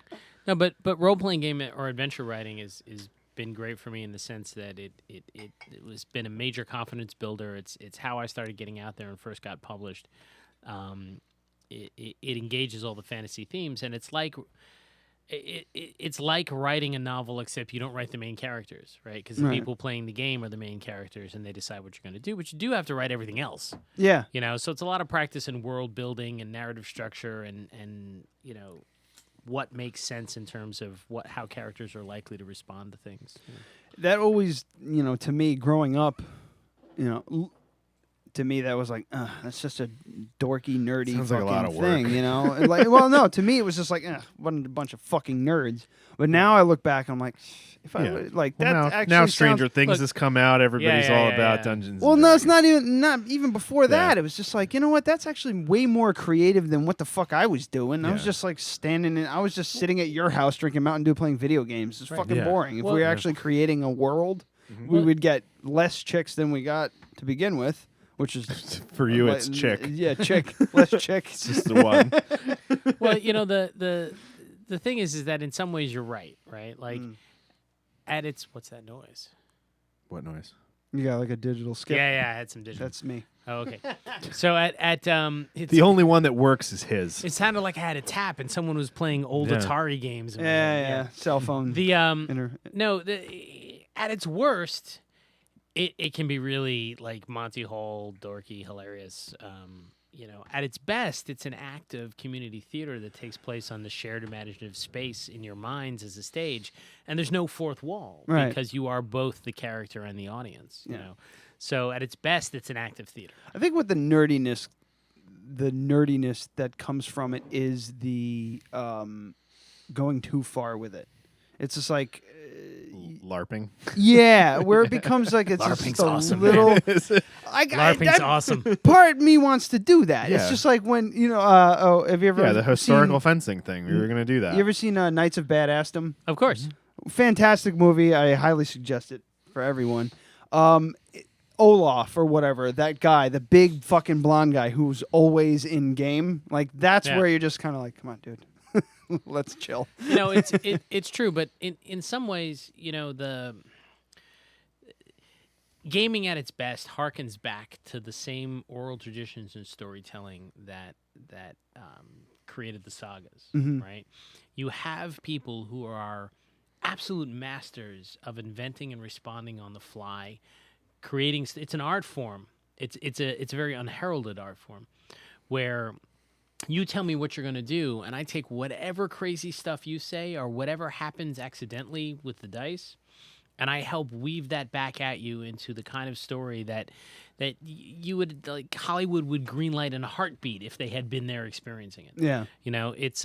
It's a rare combination of improvisation, oral storytelling traditions, because the best GMs at this are usually steeped in whatever kind of fantasy or science fiction is that the game is set in. Plus, managing the collaboration with a bunch of zany people at the table who are as inventive and as creative, and everyone's throwing this into the mix, and somehow following the rules and with the right guidance, mind-blowing stories come out of, and it can be just as immersive as a novel, only you also had the creative experience of contributing. Right. So that's it at its best, and to me, it's an act of high improv, with deep roots and traditions in oral storytelling, and also steeped in the traditions of whatever culture you're experiencing when you decide to create a Norse sort of story as opposed to an Aztec sort of story. At its worst, it's a bunch of dudes sitting around drinking Mountain Dew and having social problems. So but it's like Mountain Dew Code Red, and that's what makes it horrible. Right. So but also if you think about it too, you'll find that role-playing games they're very popular in the military. And they're very popular in the military because they are, they tell hero stories on the one hand, generally, not always. Many role-playing games don't, but they're also inexpensive. Like, if I had to go pay for 5 hours of entertainment that, in my mind, was the equivalent of a movie, but also had the social component of a poker game, right? I'd have to spend a lot of money for that, right? But if I buy one set of books, that's really all I need. The rest is my imagination, some paper, pen, and some cheap plastic dice, and it's extremely portable. So you can play it in Fallujah, right? Because it doesn't require a video game console that you have to set up at some forward operating base, Imagine how great Dungeons and Dragons would be with augmented reality. Yes. Yes, I often do. Actually, there's a wonderful science fiction author whose current work I love as much as his older work, named Stephen Barnes. And he's written frequently with Larry Niven and Jerry Purnell, like long-term titans of the sci-fi world. And in particular, back in the 80s or early 90s, he wrote a book called Dream Park. And it really is the first augmented reality amusement park where you go on these Dungeons and Dragons-like adventures, except everything is brought to life with 3D hologram-like technology. So at the time Gibson hadn't written about direct neural interlinks. That comes later, late 90s, right, 2000, whenever he was writing. But Dream Park was one of my favorite books, like, ever, along with some other things that he wrote, the Kundalini Equation, to which there's a current sequel out called 12 Days, I think. And so someone did exactly that, except, of course, in Dream Park, the adventure goes horribly wrong, and people really wind up dying, because if it's not interesting, if nobody's dying. Yeah. Yeah, it'd be a boring book if it was just about a cool amusement. We had an adventure and we were done. There's got to be something going on there. Yeah, someone's got to eat it. But in real life, right, you don't want people to die. You strive I don't for. know. But there's a couple people out there. No, I mean, if you're going to go to an amusement park, it's like only 12 people died here last month. Right? Yeah, that's not a selling point. To me, that sounds like the rides are pretty intense. But growing up and reading, amazing work by Barnes, and I can't remember if it was Niven he wrote that with or Purnell. But growing up reading amazing work like that and thinking, my God, if that existed, that's all I would do. Yeah. I would want to, it's like it was a version of Westworld, before they remade Westworld for HBO. And you're saying the video games that you were playing, they wouldn't have existed in large part. Some of the arcade style stuff would have, but anything that had a storyline to it wouldn't have existed without Gary Gygax and Dungeons and Dragons. They're all based on that. Final. I'll get off my fucking soapbox now. You pushed a button, kid. No, it's good. I mean, that's where I can only imagine how many fantasy writers and sci-fi writers were born out of Playing Dungeons and Dragons. playing Yeah, Dungeons and Dragons. And Again, Stranger Things. right, yeah, Like, fantastic. people are freaking out about every single person that watches that is like, this is the best show ever. Right. And no one's saying that they're fucking nerds for playing Dungeons Well, and it's Dragons anymore. Spielberg. I mean, Yeah. it's Yeah. it's such a send up of the '80s, and I'm so excited that Sean Astin's going to be in it in season 2. Oh, that's right. I heard about that. I didn't know if it was solid or not. Yeah, He's yeah, gonna be in it? he's in it. He's a great guy. Oh God, Sean's a really sweet guy, and I'm so excited that he's going to be in it because apparently he had I don't know how yet, but I was reading how he had a big impact on the show. So I'm very curious. That's great. To find out about that. Cool. Yeah. I'm so stoked for that fucking You know, show. and gaming as an unheralded art form is also one of my hot buttons. My buddy Ron and I run a show where I sometimes dress up in a 100% orange tuxedo. Okay. And Why didn't you wear? Oh, you like- didn't know you were. Why gonna didn't be I on wear it? video. You didn't Because know it's you were gonna be on video. polyester, Yeah. and I didn't know we were going to be on video. Like Jim Carrey and yeah, Dumb like and Dumb and Dumber, All right, cool. right. So that's how I wear that while hosting, and he dresses up as this like kung fu DJ. And what we do is we do a show Go ahead called and write that down. we do a show called Iron GM. Okay. Right? And in Iron GM, you're given 3 secret story elements. A monster, a really cool location, and a narrative situation. Like Rock Sasha, River Rapids, or Were Tiger, Winter Storm, Wounded Pride. And the GMs they have an hour to invent an adventure, and then they have to let people be the main characters in that adventure. They run the game for them. And at the end of it, the people are like, you knocked my socks off, or you sucked rocks, right? And there's an elaborate scoring system, and Jesus. the winner gets like prizes out the wazoo. So like we do this at Gen Con, is our big event. We do it in TotalCon, Massachusetts. We do it in a whole bunch of different places. We've done it out in LA. We've done it in Canada, and I think last year's Iron GM, we gave away over $30,000 worth of gaming products. Wow. So like these poor people had to get like another seat on the airplane to put all their shit. I was like, here's your prizes. Good luck getting this home. Yeah. Paizo, who does the Pathfinder role-playing game, is one of our big sponsors. Wizards of the Coast, who does D&D 5th edition, they were one of our sponsors. So we give them a ton of stuff. Jesus. So that creative improvisational art is something sort of. So you really pushed a button. I'll shut up now. No. Well, Anyway, about my book. you're like, look how deep it goes. All Yeah. because there's a creative outlet. Now Yes. you have a way to spew all of these ideas that are going in your head, and Yeah. it doesn't have to be on paper and published and all that stuff. It could just be a one-off type thing that you play. Maybe it gets published or whatever and becomes part of the and quest or whatever. But everyone has a creative soul. Yeah. It's not like anyone. What was that? Commercial for the Super Bowl a long time ago. Like, when I grow up, I want to be like, I don't know. I don't want to bash on accountants, but it's the first. thing that I came want to be mind. an accountant. Right. No kid is thinking that, right? Yeah. So we all have this creative show. Now, I'm on career number 3, right? My first career was technology.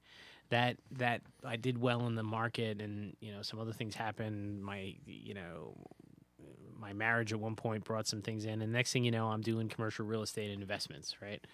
And now I'm in the entertainment industry, not just as a writer, but I have a TV show in development. We'll see what happens with that. Shit. That could be a long time coming, and writing and role playing games, and I've always wanted to be a novelist, so that's what I'm working on. But all that's by way of saying I get to work from home, right? Yeah. So, but I remember what it was like in an office job. I didn't write shit when I was in an office job, right? Mm-hmm. And yet I see these. I hear about these authors who they work a grueling 9 to 5. Then they come home and then they write, and eventually they make it doing that way. Yeah. And I came home from a 9 to 5 job at 7 because it's shit. never 9 to Yeah, 5. sit on the- I'm sit on the exhausted, couch, get right? drunk and watch The Wire. I'm gonna watch someone else, someone Yeah, else's exactly. stuff. Yeah. So I'm deeply impressed by that, and I have the good fortune now to work from home so that I can. I wrote this while I was getting divorced. So Really? No. I mean, Weird. Imagine. I didn't want to assume. Imagine it would almost be like I wrote it while getting divorced. But that's part of why it took 2 years. It's But really a quick aside, I do like. Do you remember?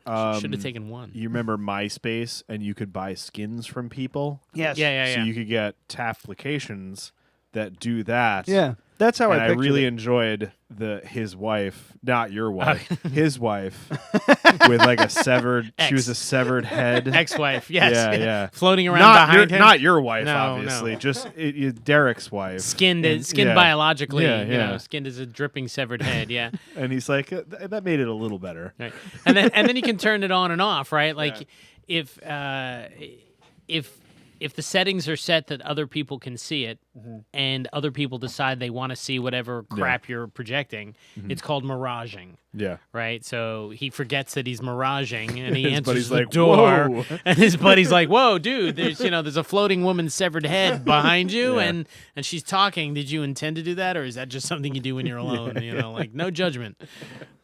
Logan So- Callahan just checked in, and he Yeah, said this that is he's fucking funny. excited for the newly announced Star Wars hotel, where each individual Oh my staying God, I gets saw that. gets their own storyline. Yes, I don't know what I this saw is. Do that. you I know thought you were going to talk about Logan. Logan goes, great show thus far, and then he goes, best show ever for sure. And I sent like the little metal hands emoji, and he goes, I meant Stranger Things. Ha ha. Thanks, I appreciate that. I'm glad I could bring it. Yeah. So I thought he was saying that this was the best show that we've ever done. Yeah, so did I. But he meant that Stranger Things is a the great best show. It is. I mean, it's ever. like Spielberg. It's everything from the 80s, you know. Yeah. How can you not love it? Oh yeah, it took Yeah. It took Brooke a few episodes to kind of really get into it, but Sure. I was in right away. Okay. I'm like, just the opening scroll, the opening sprawl. You're like, oh my god! I mean, everyone's seen season 1, right? I can do spoilers, right? if you haven't seen it yet, Okay. then All right. fuck yourself. Attention if you Yeah, go haven't fuck seen yourself. season 1, but spoiler coming up, right? So here. You want to here- do some spoilers for Game of Thrones, just real quick? No, Push no, people because I off? haven't seen it yet. I'll kill you. So okay. At the end of here's what I think. Something that I think was going on. Do you remember at the end from the other place, the Shadow? What's it? The Upside Down. Yeah. Right. So there were all those tendrils going through to the hospital.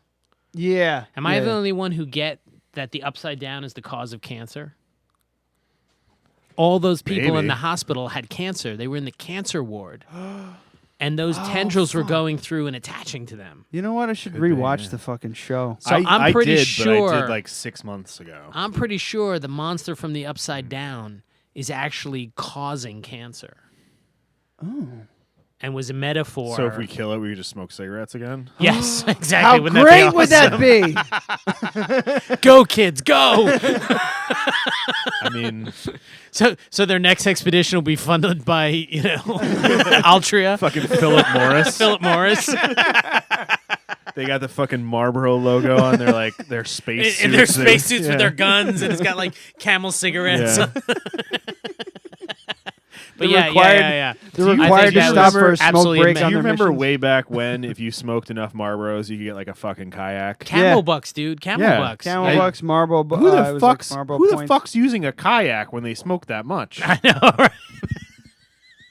I mean, Somebody who's out there going, I love the outdoors. it was like No, they got the Yeah. kayak and they didn't do shit with it. Right, That's yeah, what they happened. got the kayak and Somebody's then- cousin. Smart people, but somebody's got the cousin umbrella took it, yeah. right away. Keep the rain off their head so they hilarious. can smoke outside. Here, kids, you can win tickets to Star Wars. Here's this what this hotel is about. Yeah, the hotel's amazing. You All of the employees or cast members, as Disney Park likes to call them, will be in costume and in character, which I can imagine Is LARPing. it's LARPing. That's LARPing. And Here's the you'll thing. get your own fucking Star Wars storyline. Do not be that I will person never that leave. goes to this hotel just to see it. You have to go there to want live it. You gotta to live it. Yeah. If I were to do something like that, I'm never gonna leave. I would want to be I would want a cool backstory, but never really have. You would any- want to lurk in I the don't wanna- bar yeah, I and don't like wanna shoot interact. first. Yeah. Each Yeah, guest, like fucking IG-88. That's not in any fucking movies, but everybody knows that backstory. each guest will get a storyline, which Disney specifically says will touch every single minute of your day. It is meant to take place on a spaceship, and Windows, quote unquote, will only show space. That's awesome. It sounds expensive. It sounds totally expensive, but I'm so gonna do it, and they know it. So they're gonna. So they've got screens in this place that just project outer space. Yeah, so that it feels like you're in the Star Wars world, in a Star Wars spaceship. You know, it's I feel like somebody's gonna freak the fuck out because they're gonna go, "I'm gonna do this on shrooms." Oh, they'll again. It's gonna happen. Nights of Badass. It's gonna happen. No, look, man. There's this is interesting. So the guy who got me into role playing game writing, that's eventually led to novel writing, is originally was this guy named Nick Logue, right? And there's this whole story about how I stalked the motherfucker and found him. And but the bottom line is that he and his wife are involved in this very, very interesting kind of immersive theater based off of LARPs, right? Mm-hmm. And the one that I did with them was I went down to New York City. And you're given a little card that says who you are and that you're meeting a friend. And the friend's having some trouble and you're sort of worried that they might borrow some money from you, right? So you walk into a cafe, the real cafe in the city, and this actor pretends to be your friend and only talks to you like they've known you forever, talks to you about people you met. And then in the middle of it is like, oh, listen, I got to go. Can you come with me? I got to go run some errands. And it's how you found out that your friend is actually a heroin addict. Right? And you're actually going out Thompson Square Park and you're bumping into someone who's an actor, pretending to be the person's dealer, who's like, I'm not going to give you any because like the last time you ripped me off, and they start yelling at your friend, you know, and you live a day in the life of someone who actually discovers that someone that they love has a heroin problem, right? And you live through it. And it's an amazing kind of immersive theater experience. You know, this particular theme and topic was like disturbing and difficult. Yeah, that's the point of it, though, right? Yeah, and that's the point of it. It so needs like, to be shocking. Right. It's to wake up the uninitiated to what happens to someone's life and what a day to day is like. Yeah. You know, but the act of that immersive theater experience based off LARPing. So, no, I mean, I doubt you get to be an addict in the Mos Eisley spaceport. So, but, we're booting up now? It's like the Bill Murray movie, The Man Who Knew Too Little. Mm-hmm. Have you ever seen that? No, I have not. Oh, my God. Although I love underrated. Underrated really Bill Murray movie. Anyway, but that's the thing. Like, I don't. It's one of those things where like I didn't even realize this, but like murder mystery fucking parties, people. That's exactly what it is. That's exactly right. It's nothing. It's LARPing is nothing unusual. Murder mystery dinner is exactly that. Yeah. You know, that's just putting it in a box that people feel more comfortable with because they don't have to improv. I think part of it is letting go of your own ego, like letting go of like being comfortable not being you or being outwardly creative too. That's difficult for some people. I think I would be completely fine playing Dungeons and Dragons, but I think live action role playing I would have trouble with it because I don't want to act and pretend. Right. But like a foam sword, that's never going to happen for me. Yeah. That would just take me way out of it. No, that's true. That can wreck the immersion for people. That becomes kind of super childish for me. It's exactly although getting super childish sometimes is fun, right? Be good, it's not a bad thing. But the well, you should see me at the Museum of Natural History. I'm fine. I'm fine with being super childish. Yeah, but you know the truth is that that's also an attempt to mix some sort of war game, some sort of game function with an acting improv function. Yeah. So when you're LARPing, quote unquote, is pure story, it's really the challenges are the challenges that anyone who wants to be an actor faces about how do I let go of myself and just be in the role and take it seriously and give seriously. The moment, if you're going to be all about like some sort of war game, that's fun too. The moment you try to mix them, for me, it's harder for me to immerse for exactly those reasons, Yeah. It was like the movie we just I even have made. trouble with paintball. Just like this is kind of... It's like the movie we just made. I don't know, really paintball. needed to focus when I got in the role. of myself. You're playing to make yourself. this movie. But I had to immerse myself. We made a in really myself. dumb movie. Well, we haven't even talked about it on the Not at show all, too no. much. Yeah. Paintball works for me because that shit hurts. You know? Yeah. I used to work for a paintball, like a crew that ran a paintball, facility, and after hours, when we were just, it was slow days or whatever. They lined up all the employees and shot them like targets. We'd shut if down. you want to keep working here, shut up. We'd play bouncy ball. Yeah, And bouncy ball is paintball, but when you get hit, you're not out. You tap out. Okay. You basically play to the pain. So you stripped down and you only wore just one layer of clothing over whatever was underneath, and that was it. Like the object of the game was to inflict pain on the other team to where they stopped. Gotcha. My favorite ever paintball game was that same guy Nick Logue that I was talking about, who does that theater stuff. He teaches at the University of Hawaii, and he got me into a group called the Were Cabbages, which is a role playing game writers group. And that was the one where I actually met. There's people from all over the world in that thing, and the guy I hit it off most creatively with lives in Westchester, and his name's Rome Barton. So that's how that happened. But I used to have these parties when I lived in a much larger place before I no longer lived there. We had a corral for horses, right? So my friend Nick decides, and I have all these paintball guns. My friend Nick decides we're going to play OK Corral. Oh, fuck. So everyone gets six bullets, 6 paintball bullets in their hands and 1 in the gun. Yeah. Right? And you just line up facing each other maybe 100, 150 feet apart. And you walk right at each other shooting. Boom, boom, boom. Yeah, 6 in the gun and then 6 in your hand. And when the 6 were out, you got to reload.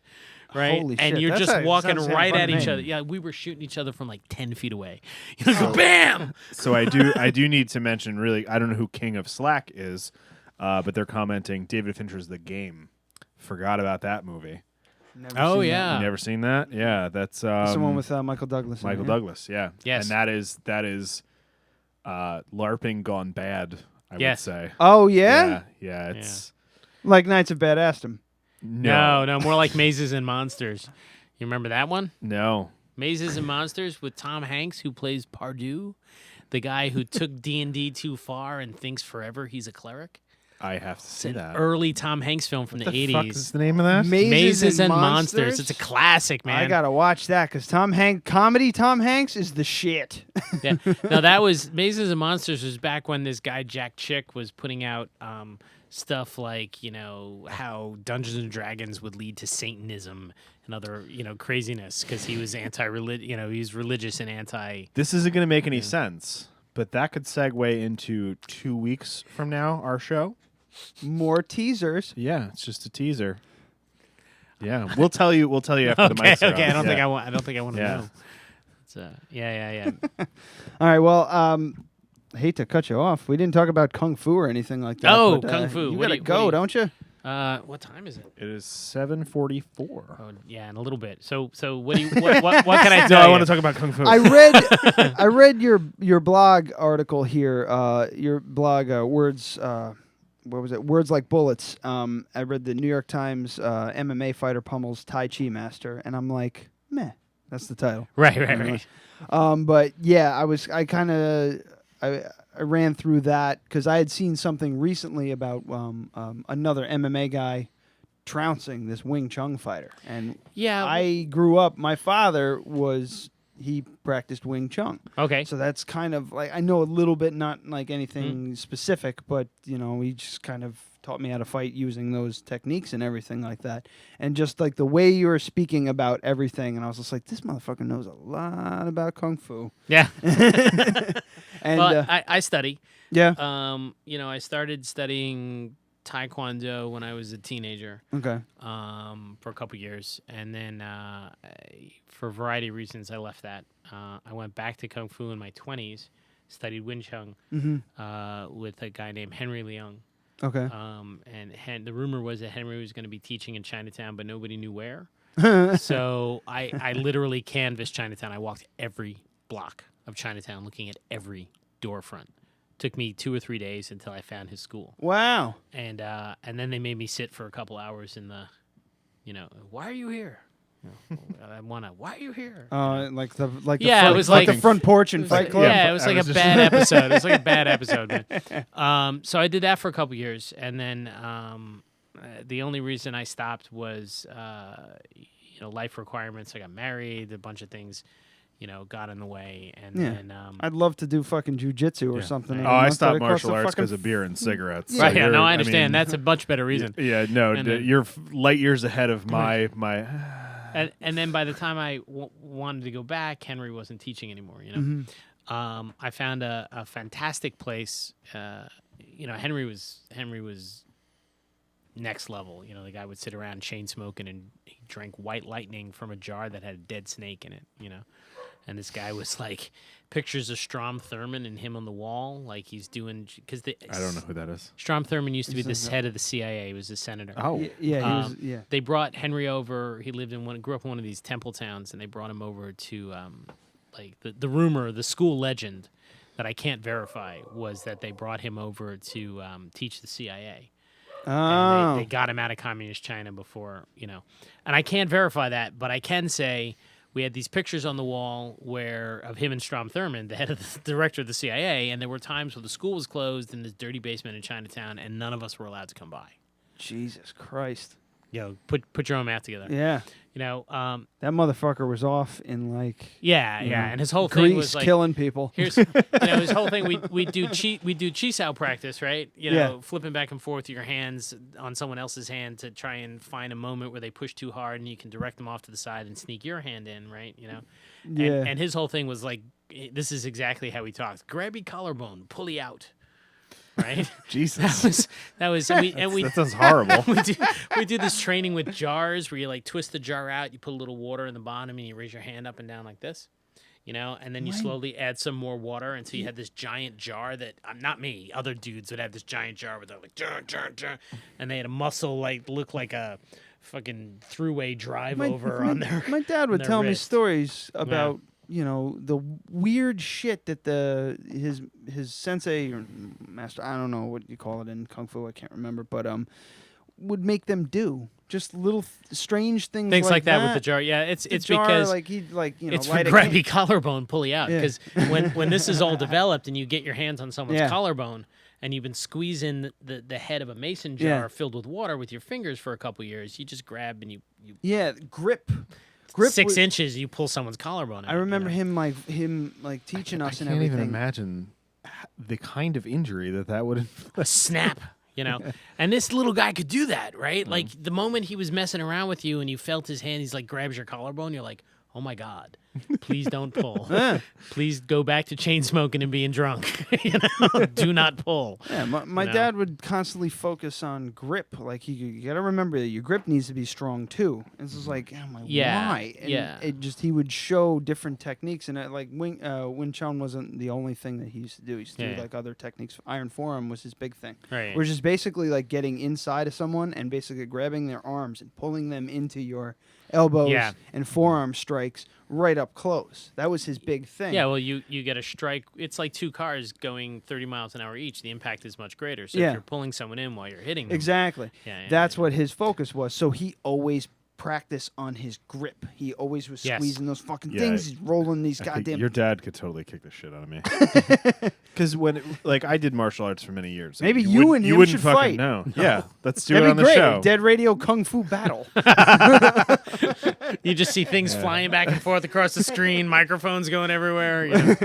Hernias. Me running, go, no. Hernias and slip discs. When I did martial arts, it was all about keeping people away. Okay. They come in close, take out a knee, kick them in the face. That'll work if you get it in, right? Yeah, but I can't do that now. Had I learned all the grappling early on, that's something a fat guy can do. No, and the truth is, I'm gonna have to add a ground game at some point. I don't have a ground game. Yeah. And I'm closing on. I'm getting up there age wise, right? But just let yourself go. Get a pistol permit. That's what I did. He can do both, right? So, I was so excited to find a school up here that has the same level of authenticity and connection to a lineage that I was when I was studying with Henry. Mhm. So I saw that article. I wrote that because I saw that article about the MMA guy fights the Tai Chi guy and trashes him. And of course, he does, because there hasn't been Tai Chi practiced openly or in public in mainland China since the 50s. Yeah. Right? What they do now as Tai Chi is an exercise art. It has health benefits. It's a gymnastic art. Yeah. It's not a martial art. Well, and even traditional, like, disciplines, one discipline isn't gonna push back the wave of it's everything.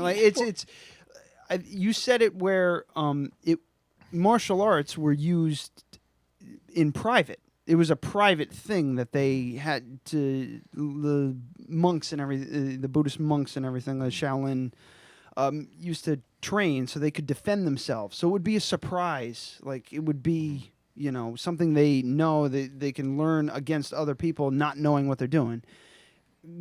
Shaolin, Northern Shaolin versus Mantis, or some styles like that. That's where it was like, great movies. This is interesting. Like, what one style can fight against another style, but now mixed martial arts comes into it, and they're like, they're doing everything. They're wrestling and everything like that. You're comparing apples to oranges. Yeah, and when I did Tang Sudo, which eventually turned to Subakdo, and I got my black belt in that. Yeah. But the thing is, if you in a fucking street fight with somebody who's been in 30 fucking street fights, you're gonna lose. It really just depends. And at my studio, we would practice a lot of practical application for street scenarios. For the martial art that we're doing. It's like, obviously you're not gonna spin around and do a long wheel kick. Somebody coming at you with a bat, you're not going to do that. No, of course not. I don't. I have very little need for knocking armored men off horseback. With my jumping hook kicks. Yeah. And at some level, it's always the practitioner and not the practice. There are, but when. And there's lots of reasons to study the martial arts, just like there's lots of reasons to study dance, just for that kind of physical control over yourself in your life. But the thing in it for me is that in 1956 or 57, the Chinese government decided that the communist government decided that martial arts practice was futile, and they burned out all the schools, right? And everyone fled to China. And by some accounts, to Taiwan, excuse me, and by some accounts, and to the United States and to Canada. And by some accounts, some of the Shaolin monasteries decided, we're not going to hide the art anymore, but we are going to hide ourselves. We're not going to wear orange robes. And they came to the U.S. and Canada, and they began to teach because they want the art to exist in a way that it can't get burned out and destroyed again. Like it wasn't the first time in Shaolin history, for example, that had happened. Some people dispute these accounts, but generally speaking, there was a diaspora and there was an end to Chinese martial arts as a way to hurt people or defend yourself in China. It had to go into hiding. So anyone who's training, and I saw this video, it's a big deal in China. Like the poor MMA guy is in hiding, right? He has to hide now because they're saying he was, insulting to the Chinese heritage. And, I have a friend who lives in Beijing, and he was like, yeah, it's a really big deal. They're hunting this guy, right? But you look in the video, and the Tai Chi practitioner he's facing off with, like, he looks like he's 30, right? There's nothing that guy learned that he can practice in public. Yeah. That constitutes a fighting art. And apparently he thought he claimed to be one of those guys who could be like, I'll flick my fingers at you and you'll bounce off the wall without me touching you, So of course the MMA guy trashed him. Yeah. Like, who's surprised about this? Except for the person who had delusions, but that's not a surprise because that wasn't really MMA fighting a Tai Chi master.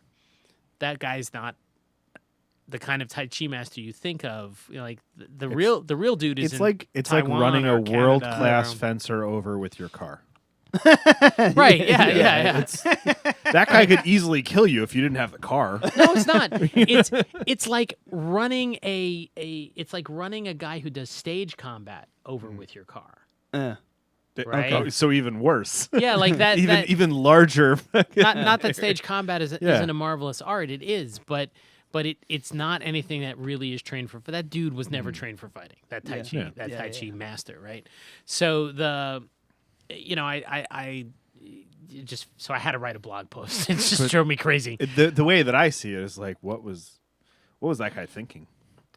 Right, he's clearly deluded, you know, and so much of traditional Chinese martial arts have made its way into MMA, right? MMA is marvelous. I've even read books about there's like guidance, like Violence for Writers, you know, by this guy named Miller. Fantastic book if you're aspiring to write and you want to get violence right. But one of the things he says from many years and many combat tours, both in the military and then as a contractor, was, you know, the people who show up to a violent situation, you never quite know how they're going to react. And prior training can or cannot mean much. But one of the things that does matter is how well you can respond once you're adrenalized. Yeah. Right? And people who have fought MMA as opposed to trained martial arts in a dojo and nowhere else, haven't sparred competitively, for example, really have a leg up because they're used to being adrenalized and trying to function while adrenalized. Yeah. You know, and that was, of anything you could get in civilian life, he seemed to think that was decent, the best starting place you could hope for. Yeah. You know. That's why it's, you know, that's why I think that's why it's growing in popularity. That's why I love it. I've watched MMA since UFC #1, and like my dad used to do, he did Wing Chun, he did Northern Mantis, Northern Shaolin, he did Iron Forearm, he did all these different styles, but then he also did boxing too. Sure. Because he was like, well, it's, you know, all this is great, but sometimes you just need hit to a guy in the face. That's gonna work. Sometimes you just need to have good, you know, you have to be a boxer, and he kind of blended all that stuff together. And Bruce Lee was known to do all that kind of stuff. You know, Jeet Kune Do is just basically a mishmash of all kinds of different. Same thing. Subak Do, Tang Soo Do, Taekwondo. They're all an amalgam of. I mean, Subak Do was invented like 1955. Yeah, I think the brilliance, like Parker Kempo. Yeah. And they're all very new, and that can really work because you learn from everything that's happened for many years. And Bruce Lee actually came to, at one point in the 60s, he came to learn, 60s to 70s, came to learn footwork from Henry Liang, the guy who was studying Wing Chun, you know. Yeah. But it's you know, it's as a writer, it's useful to study some martial arts because many characters will be martial arts superheroes, right? Mm-hmm. I'm no martial arts superhero, not by a long shot, you know. But to have some understanding of what it actually takes to fight someone, to have some understanding of how you get used to that. Yeah, and what mindset you need to have, and what the mechanics are, and you know what works and what doesn't. The beauty of it too, mixed martial arts, is that it's basically saying that no one style is better than the other, but all of them combined, as you can combine a multitude of them. That's where it's, you know, it's almost like you're not so naive to think that your one style is the best. No, yeah, you know what I mean? And they're applying scientific method. Now they're applying scientific method within an arena that doesn't allow you to rip out people's throats, destroy their livers, or poke them in the eye, right?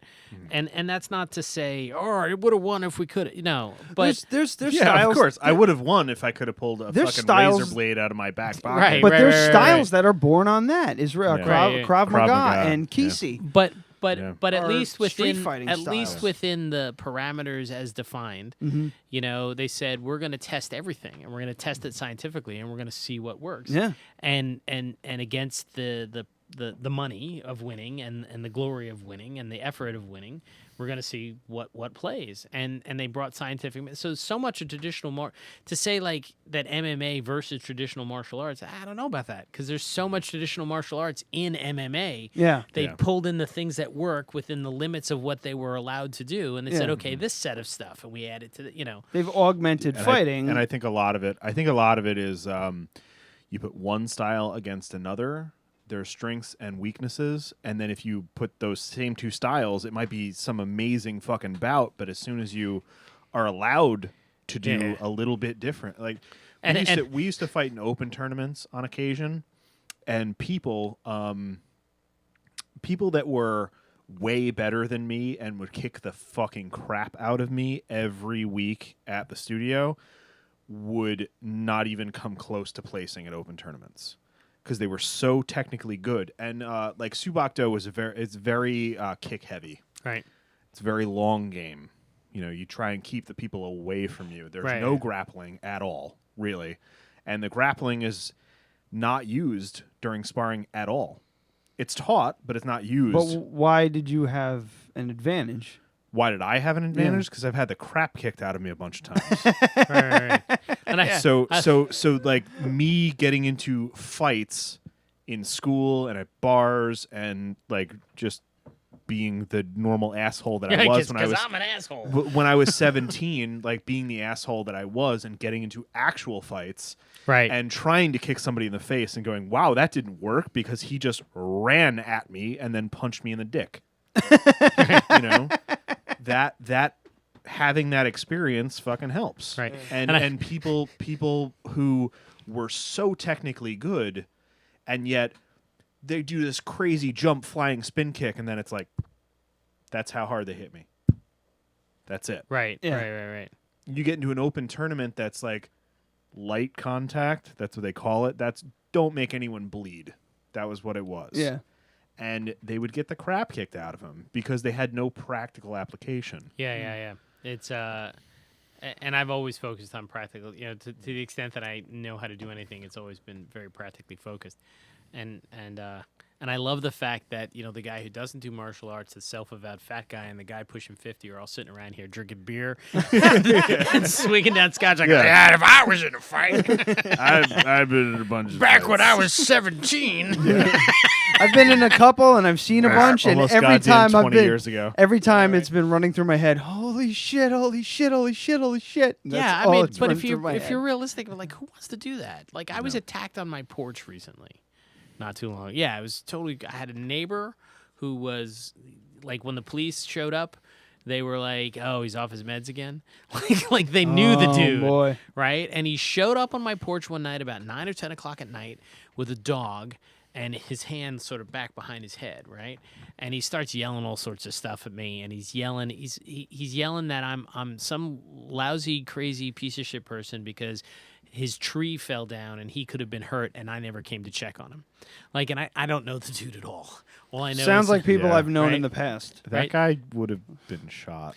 So Yeah. I tell my girlfriend, you know, and I'm thinking, I'm glad my kids are not at the house. Yeah. I'd only have them I have 50-50 custody, so I have them, you know, but what if my kids were here, right? So my girlfriend's calling the cops, and he's making threatening gestures, and I don't know, something snapped in my brain. I'm like, okay, get off my porch. And I step outside, which I never should have done. It was just stupid. Just wait there till the police come. But I did. So I step outside, and that's when I see the guy's got a garden hoe over his shoulder. He's not just like shit. scratching his hair. And it was the weirdest thing because his dog was super friendly.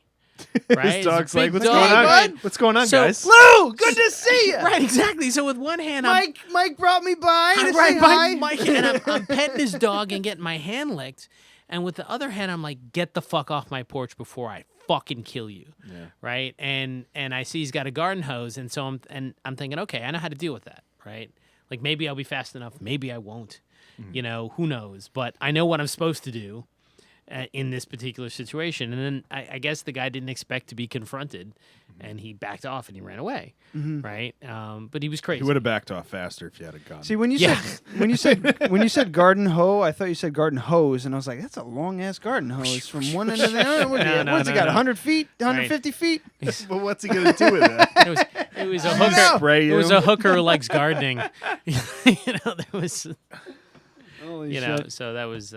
But So it's 8:05. okay, one last Yeah. question. Last question. And Do we then have a last question? Do you have a last We question? have to pick a title for. How the big's show. your dick? So big, I don't want to embarrass you. So No, I don't. man. So I don't want you I to am feel noticing bad. a trend. The more I enjoy talking to someone, the less things I write down here. So these are potential titles for the show. Okay. So we have Pretty Blowtastic. Right off the bat. Which is like Pretty Woman, Hoo-Hoo. but different. So we have Mama Hoo Hoo. This one's going to win, by the way. Naked Halfling Spork Fighting. And Kung Fu DJ. I do like Kung Fu DJ. I think we should hashtag Well, that. hashtag Kung Fu DJ. And the show title is going to be Naked Halfling Spork Fighting. How do you feel Yes. about that? You feel good about Yeah, it? I think it should be Naked Halfling Spork Fights. Spork Fights? Yeah, Spork yeah, Fights. That's Okay. good. Yeah. Wonderful. Guys, thanks so much for having me on. No, it was great Yeah, having you. we had man. a- we had a Like, great time. It's So, Club Anyone. You can get it on Amazon. Plugs, yeah. Yeah. Here's my Club- shameless plug. Plug it. Club Anyone on Amazon. Right? You can get the Kindle version. You can get the print version. You can go to my website, and I'll actually send you a signed one, and I'll dedicate it however you want me to dedicate Oh wait, it. can you sign this one? Sure. Yeah. People have been using it to troll me. Yeah. They've been like, great, Lou, here's homoerotic love poetry. You now have to write inside this book telling me how much you love me. Another guy was like, yeah, I couldn't have written this book without your great ideas. Mine were all shit. Lou. Well, you can find the book at agrestasaurus.com and on Amazon. It's available on your Kindle. Lose it. And Autographing RPG the now if shit you're out a of it. gamer. Yeah. Yeah, it's everywhere. It's everywhere. Well, I got to say, I really, genuinely enjoyed the book. Thank you. We wouldn't have had you on if I didn't like it. Thank you. That's good. Like, oh my God, I said this guy could come on, but his book sucks. We really quick. You were like, "Hey, if you ever want a writer on this show," I was like, "Yes, definitely." Gave you the info, and then I was a full chapter into the book before we like set a date. Right. And like I knew I was gonna like it. I mean, unless you totally ruined the ending, which you did not. Right. But yeah, I think when we had it set in stone, I was a few chapters in and I was hooked. I really, Good. really liked it. I'm glad. Thank you. Yeah, can't wait for the next one. Yeah, don't definitely. fuck it up, man, It's gonna because be I'm fun. a fan. It's going to be Nordic like the tattoos. Yeah. Ah, very It's cool. gonna be Which we Nordic didn't like the talk tattoos, about. We didn't Cool. talk about. So you'll have to talk about the next Yeah. book. So next time yeah, you come next time on, you come on. in what 2 years when Hopefully only a finally- year. Only a year. I'm Yeah. not getting divorced anymore. Books take a long time. All right, so It was great yeah. having you on, man. Thanks, guys. Yeah, like you're a wealth of knowledge and experience. So yeah, all right. Next week, what do we got next week? Nothing next week. Adam. Oh yeah, that's right. Adam number 2, our UPS driver at the Crafted Cup's coming in. He's gonna shoot the shit with us and do some bartending, live bartending on the Dead Radio podcast. Very exciting. Again, it's Lou Agresta. This book's called Club Anyone and agrestasaurus.com. It's spelled exactly how you think it would be spelled. AGRESTA Saurus, like the dinosaur. .com. Get the book. Give it a read. It's excellent cyberpunk. I'm Really enjoyed it. well on my way into it, so I'm Thanks, gonna guys. absolutely finish it. So, all right. Until next week, kids. Thanks for joining us. Goodbye, everyone. Bye. Wait. Hang on.